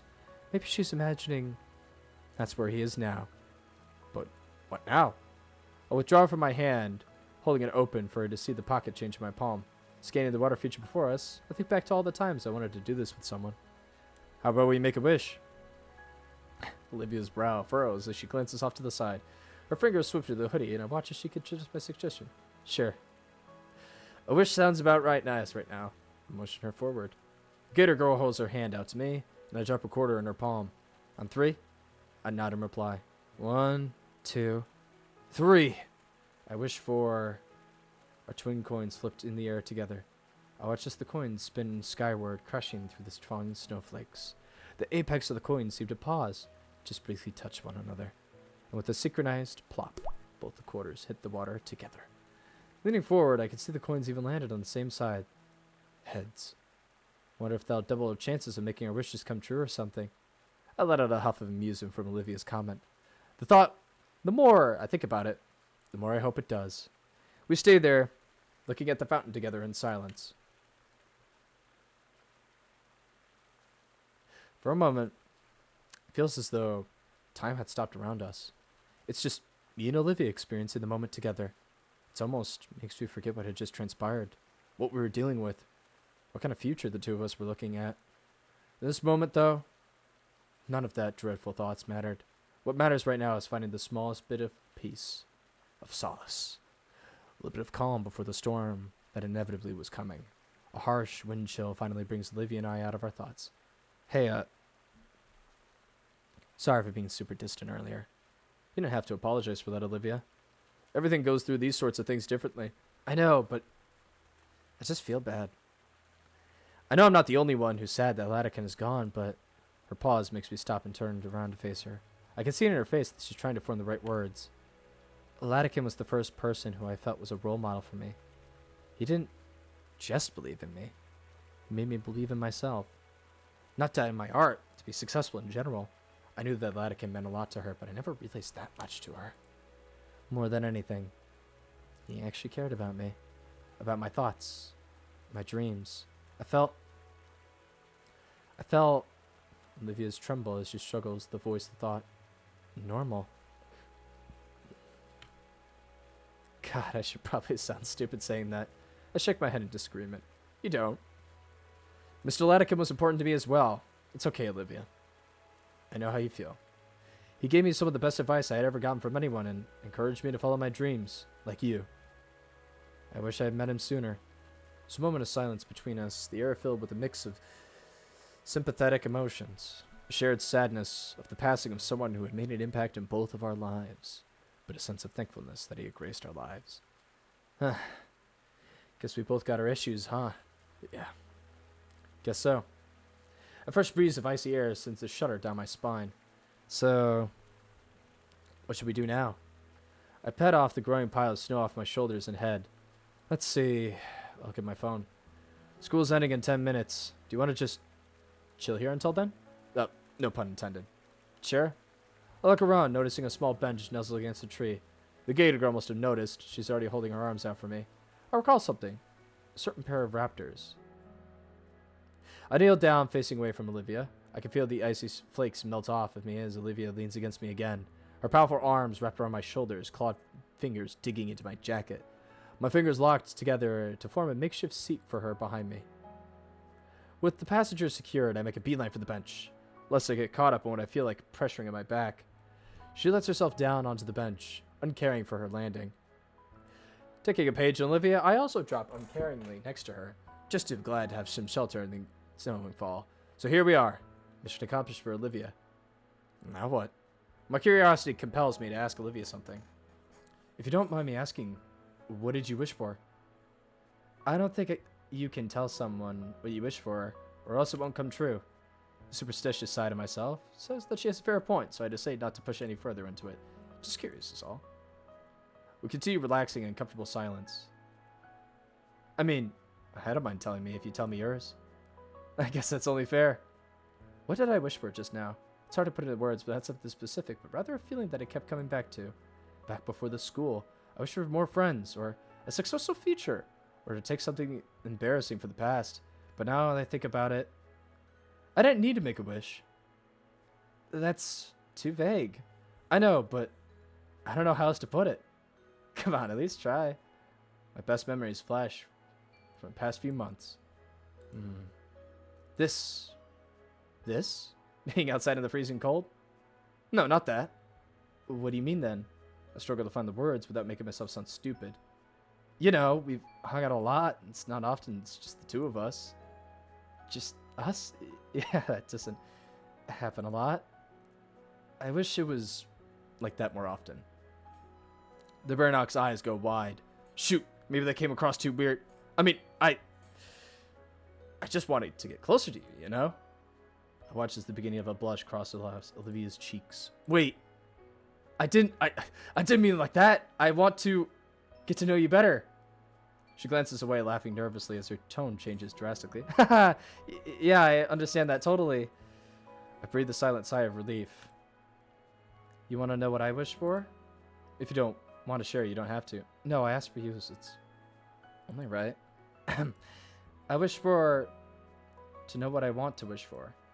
I glance across the bench towards her. I can't make any sense of anything right now. I want today to be over. Frozen. And to have never happened at all. At once.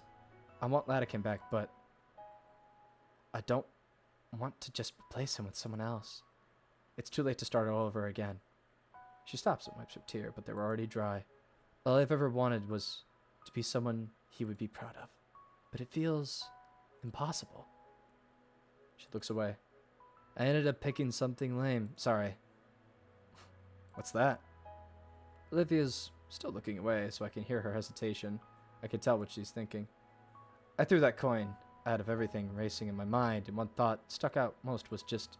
She chews her lips in contemplation for a moment. When she finally continues, her voice is a soft whisper. I want somebody I can trust. I feel my face heat up, her words, and her tone. Even with her head turned, I notice a red flush creep across Olivia's face too. I instinctively jerked my head the other direction. Shoot, what do I do now? We're both sitting motionless, neither daring to say another word. If I listen closely, I feel like I can hear her heartbeat from here. She could probably hear mine as well. I didn't even notice the cold anymore. Maybe we can stay like this for a few weeks. No, don't be ridiculous. You need to tell her how you feel. I cleared my throat, searching for the words that wouldn't come. She just said that she wanted somebody to trust. I mean, you can trust me. I hear shuffling from Olivia. Damn it! I can't work up the nerve to turn my head towards her.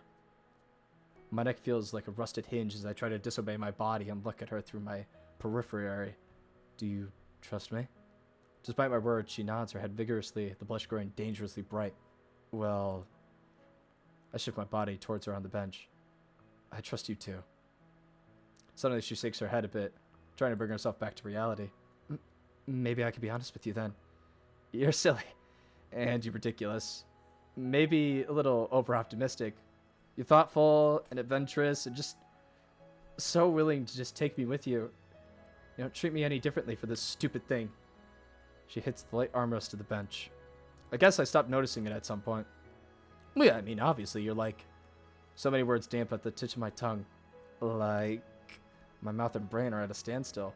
One wanting to blurt whatever, while the other keeps it at bay. It all disseminates in a thoughtful manner. What comes to out is... Furious snort rips from the Gator girl's nose, followed by petals of laughter. Out of embarrassment and shame, I cover my face with my own hands. What was that for? I curse my nerves for trying to protest the guttural groffs. Come on, Olivia, I'm really trying. The snowflakes that managed to still land on me melt away from the extreme heat radiating from my whole head. Olivia adequacies, drawing back as a small grin. Okay, take 2, Inko. My head temperature finally drops from the core of the sun to a more manageable volcano. Thanks, jerk. Seeing that small quaint on her own lips, I can't stop but smile growing from my face.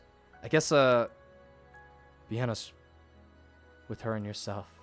Honest. At the very start, I thought you were just out of it. What? You almost ran me over in the hallway. Oh. She frowns and looks away.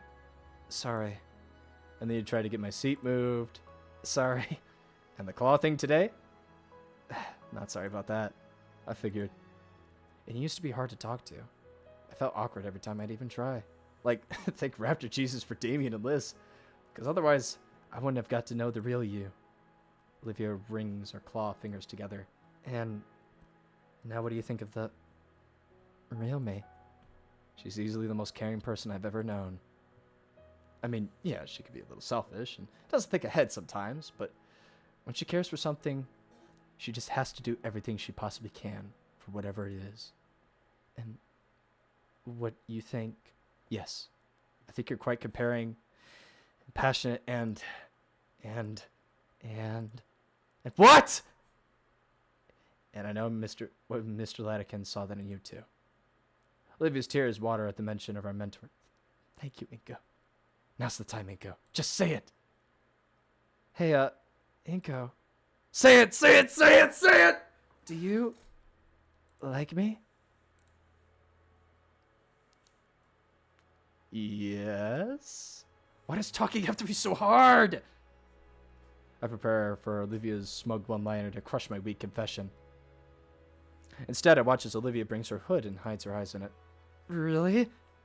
For some reason, seeing her like this fills me with a well of confidence. Yeah. Can I hear you say it? I like you, Olivia. I don't get how... Her hood peels away just enough I could see her shimmering silver eye. Why would you like someone like me? Well, I like you too. The Gator brings her legs to her chest, holding them like limbs tightly to her. She brings her own hoodie to the hem, transforming herself into a crocodile-shaped igloo. It's an olive glue.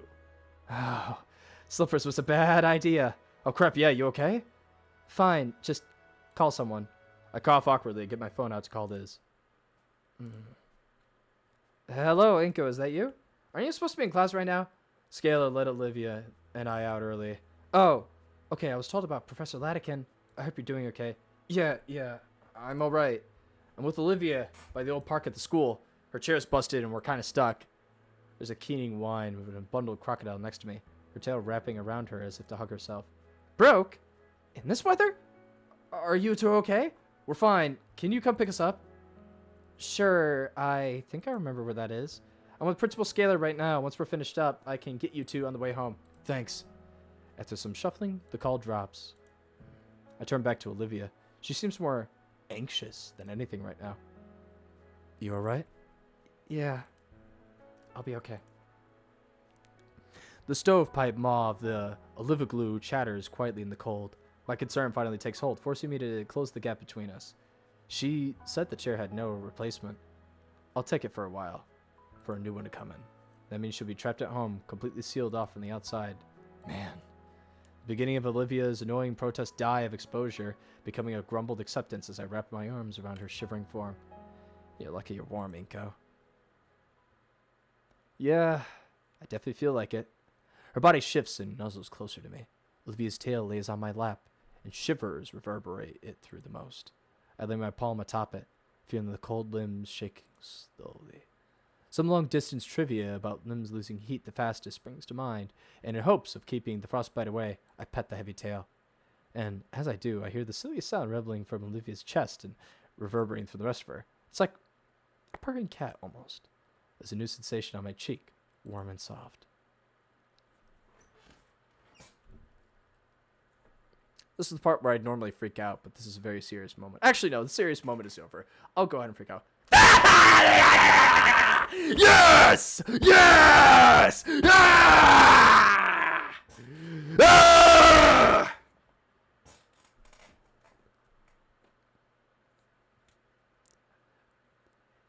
This is so epic. Oh God, how am I supposed to go back? She's... Her lips are firmly planted on my cheek, and this feels nice. As I continue to warm her tail for her lips placed warm again more against my cheek. I don't know if how kisses are supposed to go this long and be this wet, and I know my lips are moving and some putting things there, and munch. And there's her teeth. Oh! Olivia instinctively lets go of my cheek from her non-lethal bite. Fuck, sorry, I'm new to this stuff. I'm nervous. It's okay, really. I put my hand to my cheek to feel the damage. I feel indents of her fangs, but nothing serious. I almost even start falling asleep before the car pulled up at the bottom of the hill. Olivia perks up and leans forward to try and see who it is. A few seconds later, Liz's head arrives above the stairs, scanning like a submarine periscope. Crap. It's gonna be tough getting all the way back down, even with Liz's help. I look back and smile at Olivia, still huddled to herself and clinging to my arm. You ready? Days seemed to drag on endlessly. Liz's arrival had ended our embrace, and she had quite the door on her face. She said she'd been in a meeting with the principal, and I could only imagine how the faculty and student council were reacting to Latican's passing. Her mood seemed to lift a little. At least, she saw Olivia and I both huddled together beneath a tree. Olivia's mood, on the other hand, plummeted. Probably from the way Liz and I had to carry her to the car. The ride to the Payne household had been silent, save for Olivia's grumbling and embarrassment. I think I'd been in a similar mood if I was treated like a sack of potatoes, but then again, how else was I supposed to carry her? I would suggest more leg workouts, Coach Sully, just in case. Damien and Randy were waiting by us by the curb, the older men looking over at Olivia with Orly. When your friend told Soph and I were by side ourselves. I'm fine, Randy, just... Randy didn't even hear her. Instinctively, the car door was open. Her legal guardian pulled her into a one hell of a bear hug. Come on, I'll get you kids some hot cocoa. Damien watched as a smile of relief as his father hauled her over the shoulder and marched to his room. You guys want to stick around for a while? Vinny's still in school. We have the console for ourselves. Still pretty early, all things considered. Sure. I'd love to have a hot chocolate right now. Liz? I'd like to, really, but the council still needs to prepare arrangements for Laticans. Well, you know. Maybe I'll come by after if I can. All right. Well, if you do, I'll make sure there's some cocoa left. Appreciate it. With Liz, drives off down the street. Come on, let's head inside before we turn to popsicles. Let me just say this right now. I absolutely fucking love winter. Like, winter as a theme is so god tier and everything. Like, you take anything and you smack winter in it, you simultaneously have the capabilities to get either the most depressing atmosphere or the most romantic atmosphere or the most cinematic atmosphere. That's why I think winter is just peak season. Anyways, I got 2 notifications from Discord. Let's see what that's all about. Oh, yeah, it's my coworker doing the thing.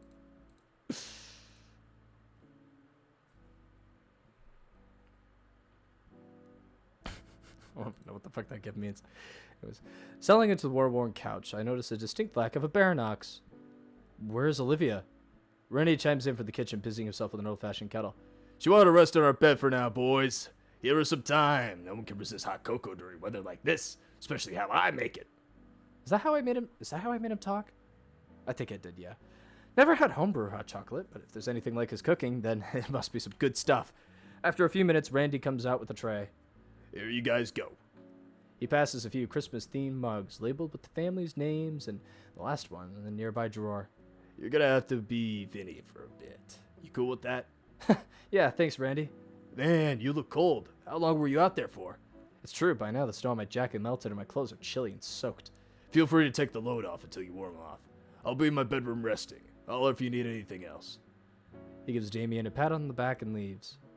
The mug is hot to the touch, but a welcome feeling to warm up my icy fingers. I take a moment to gently blow air on the beverage to cool down before moving it to my lips. Pussy. Yeah, it's pretty good. Damien is chugging his. He finishes his swig and sets the glass down. Must have been half of it in one go. Well, there's multiple ways to enjoy anything. After today's events and weather, I really needed this. Another sip. It is really warming me up. I didn't even notice how cold I was. Hey, Vinny. Yeah? You good? I'm holding it together, yeah. Still a bit scattered. I don't blame you.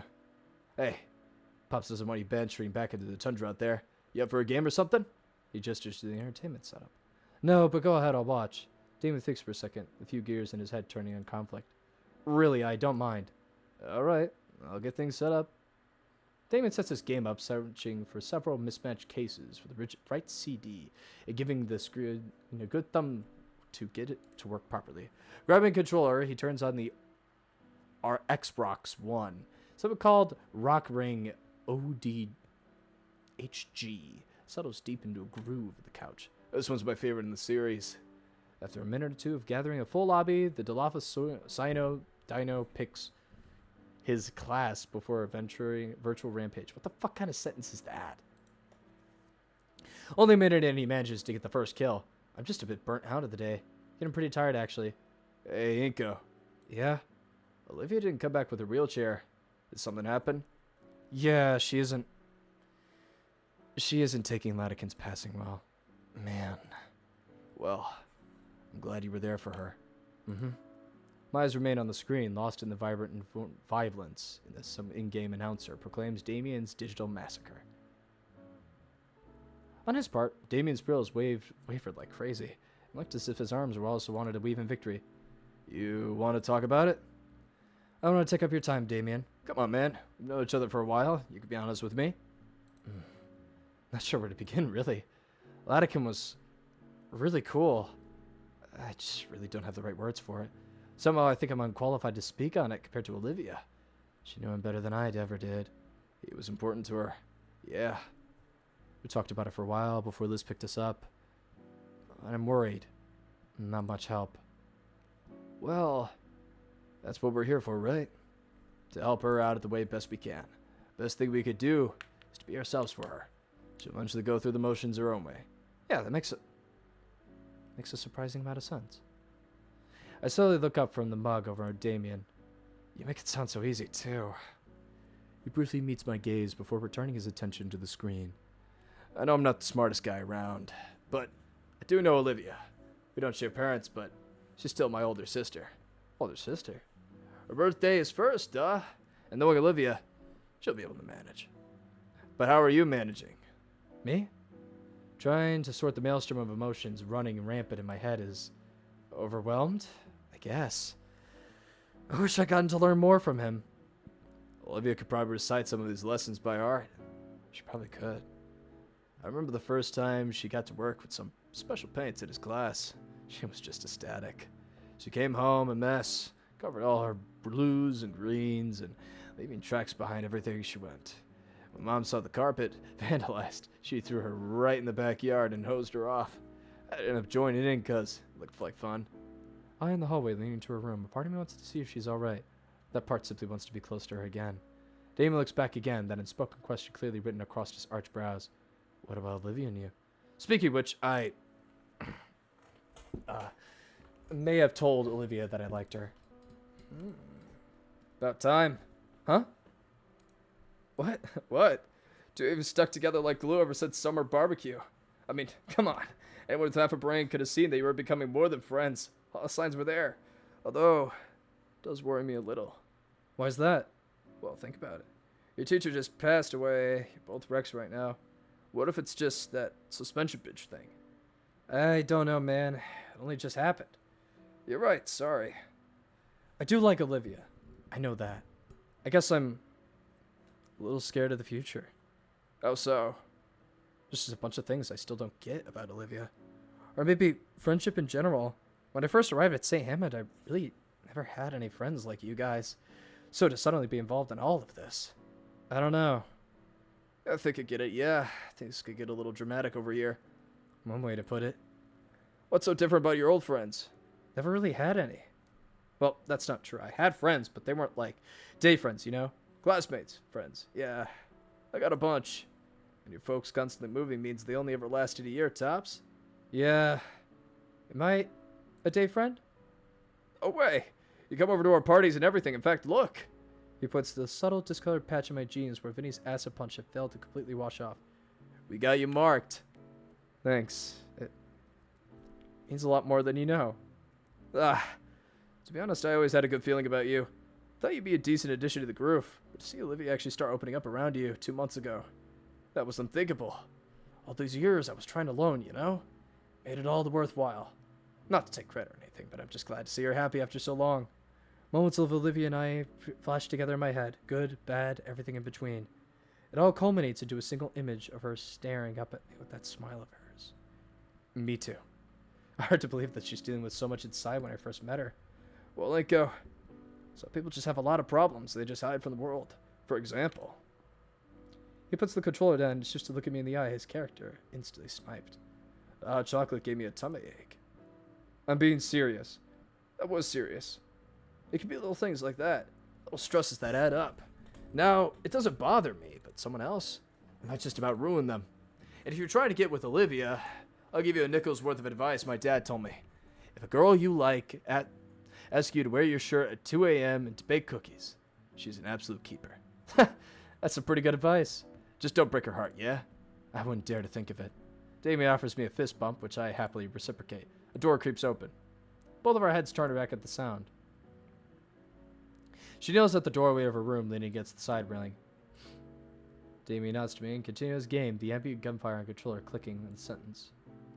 I take the hint, stand up, slowly approaching Olivia as she tries to shuffle down the hallway. She's completely upright in display of pure confidence, even her tail is upright, as if to amplify her dignity. I have to tell her how cute she looks when I'm not so drained. A wordless offer her hand, and she accepts. With her on my shoulder, I walk the both of us to the living room couch and plop down with her. Oh, here. I lean her hot cocoa from the coffee table. Most of the warmth is gone by now. Guess I can go warm it up in the microwave for her. She's tugging my arm. Come on, it's cold. She's just leaning harder against me, getting up all the way. All right, jeez. I give her the mug, and she starts sipping away instantly. I was going to warm my moist eyes as I settle against my legs in a relaxed hum. Her body relaxes more, and I'm allowed to sit up enough for her to settle her body on my shoulder. She's warm. The two of us watch Damien's game continue. Olivia continues sipping on her drink, letting one free hand from the mug. Her hand finds its way to mine, and our fingers curl around each other's. Damien plays a few more games, and I don't really keep track of how well he does. He finishes one match, yawns, stretching back over the couch. All right, that's probably enough for me. I'm gonna get going. Give you two some space. Okay. Damien gets up from the couch, slides his controller into the near cabinet where it lied before. On his way out, he stops to look at me in the eyes. Hey, keep things chill, man. Don't do anything stupid, all right? Yeah. He nods and heads off to the depths of that house. Just like that. It's quiet once more. Is she asleep? Hey.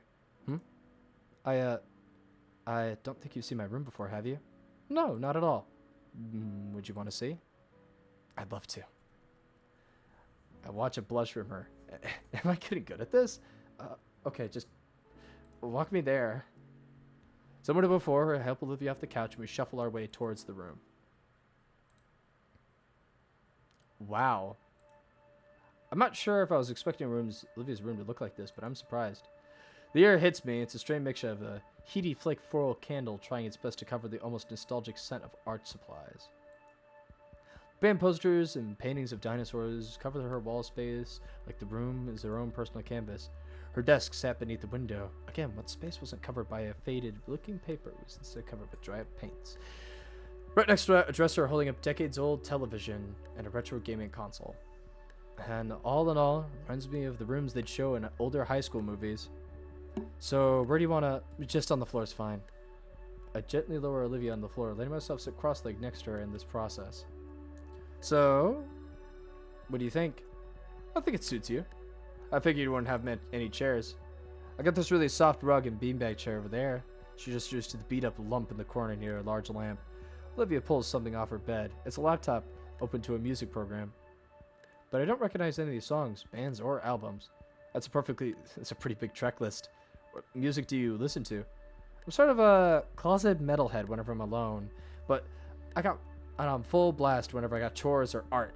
Gator Head, Generator Head, Super Death, Iron Tomb, you name it. What do you listen to? Please let us get in, don't lock us away. Mumble rap. I listen to mumble rap.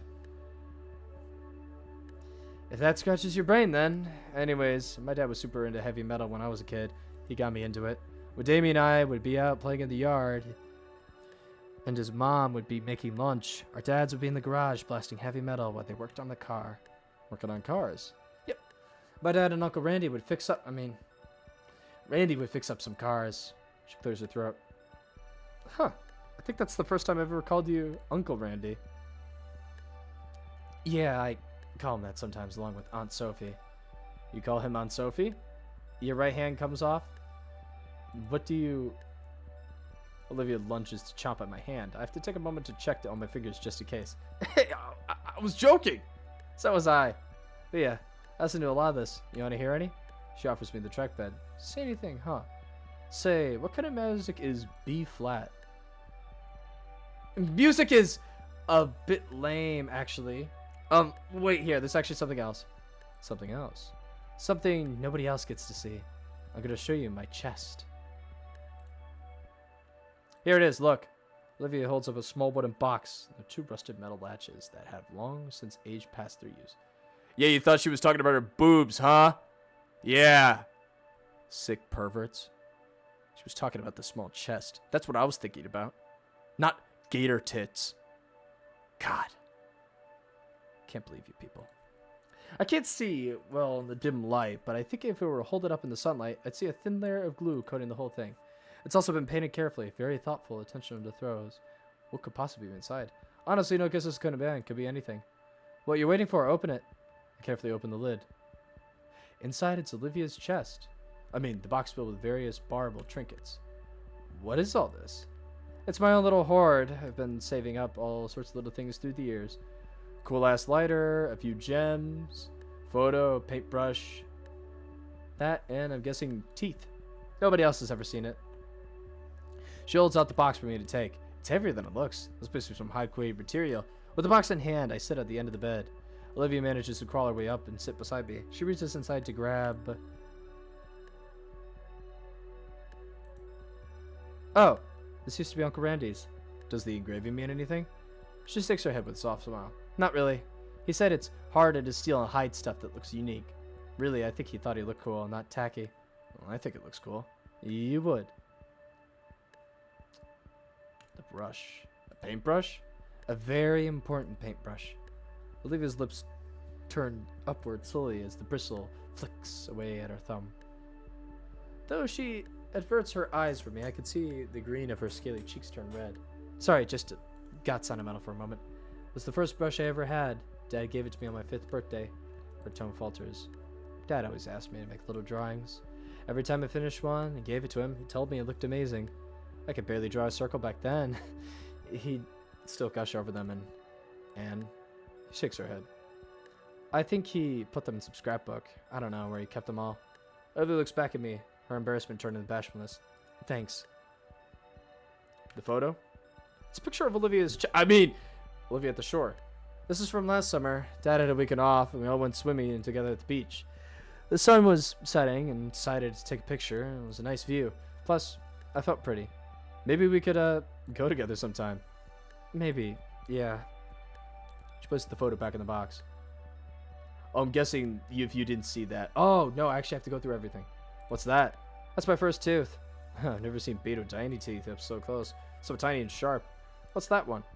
That's my 58th tooth. Your teeth grow back? Yours don't? Humans. What's the ball? What's that? It's my first tooth. Wow, never seen people. What the fuck? No, not this one. What are these? Just a couple cool rocks I found around. Liked how they look, so I kept them. Grab one of the rocks, give them a closer look. It's gray with thin brown lines all around and smooth to the touch. Be a perfect skip it's done. That one's my favorite. Tastes like salt. How do you know? I tasted it. Oh, I love this little guy. What is it? Let me show you.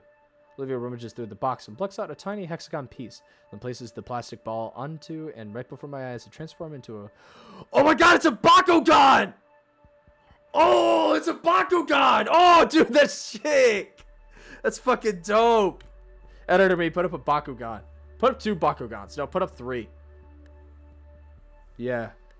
Bakugan moment. Oh, this is Gapugan. Dinoid to be extinct. I was hooked on the show when I was younger. Always asked to get these toys for my birthday and Christmas. Vinny's got the rest of my old collection. This one's my favorite, so I kept it here. I wonder what happened to my Bakugans now. Fuck. Stones. Oh, hey. Whoa, some of these look really cool. Of course they do. I picked them out all myself. Where'd you get these? I picked one up whenever I saw them. They're a dime a dozen. Minutes go by as Olivia shows off personal little hoard. Tiny objects that Olivia's chosen to keep with her whole time, eagerly explaining the significance of every little piece of her that she's gotten locked away in here. By the time we're done, she's resting her muzzle on my shoulder. It's been a crazy long day. I'm pretty exhausted myself. Can you put this back on the dresser there? Sure. I gently move her off my shoulder, to which her muffled groans of protest, then carefully put the box where it was on the dresser. A small friend pokes curiously through the bar of the cage. Hey, little guy. No time long see. Were you napping?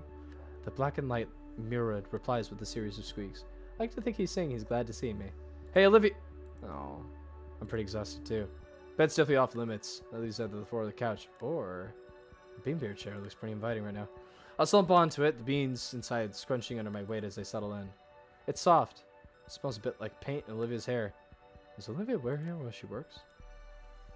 As I start to drift off, the last thing on my weary eyes I take notice of is Olivia sleeping soundly on her bed. With how emotionally draining this whole day has been for us, it's nice to see her so peacefully. I begin to stir from my deep, cushiony slumber. It feels like there's something heavy across my stomach, stopping my ability to move. Did someone throw a weighted blanket on me? Actually, it feels like whatever's on me vibrating. What is it? Olivia? Oh, what the fuck? What? Entire head grows as my brain tries to process how she's her chest pressing close to mine. I can feel her rhythmic against my body. It's deep, slow, subtle. Notice with rumble with each exhale. If I was focused hard enough, I could probably feel her heartbeat. She sleep crawled onto the beanbag, and I didn't notice I was on it. I probably should wake her and knock it so I can get her back into her bed. Anytime I moved, her limbs cling tighter around my body like a boa constrictor. With all, Olivia's tail wrapped around me, any attempt to escape her hold is fruitless. Olivia looks even more peaceful than she did on the bed. Maybe she does know that I'm here. I'll leave her be. Last thing I want to do is make her a cranky gator. With my free hand, I managed to grab my phone. Check at the time. The digital clock says it's only 5 minutes till past 4:30. Plenty of time to continue my nap. I nuzzle my head into the beanbag, feeling Olivia's rumble me black to sleep. This feels nice. We're gonna save. We're gonna save. Let's see where this goes. Alright, yeah, no, that is... Yeah, that's... Okay, well, that is getting fucking censored. So... This was epic. By far... That was good. That was really good. This is cool. Like I said, shit started to get good.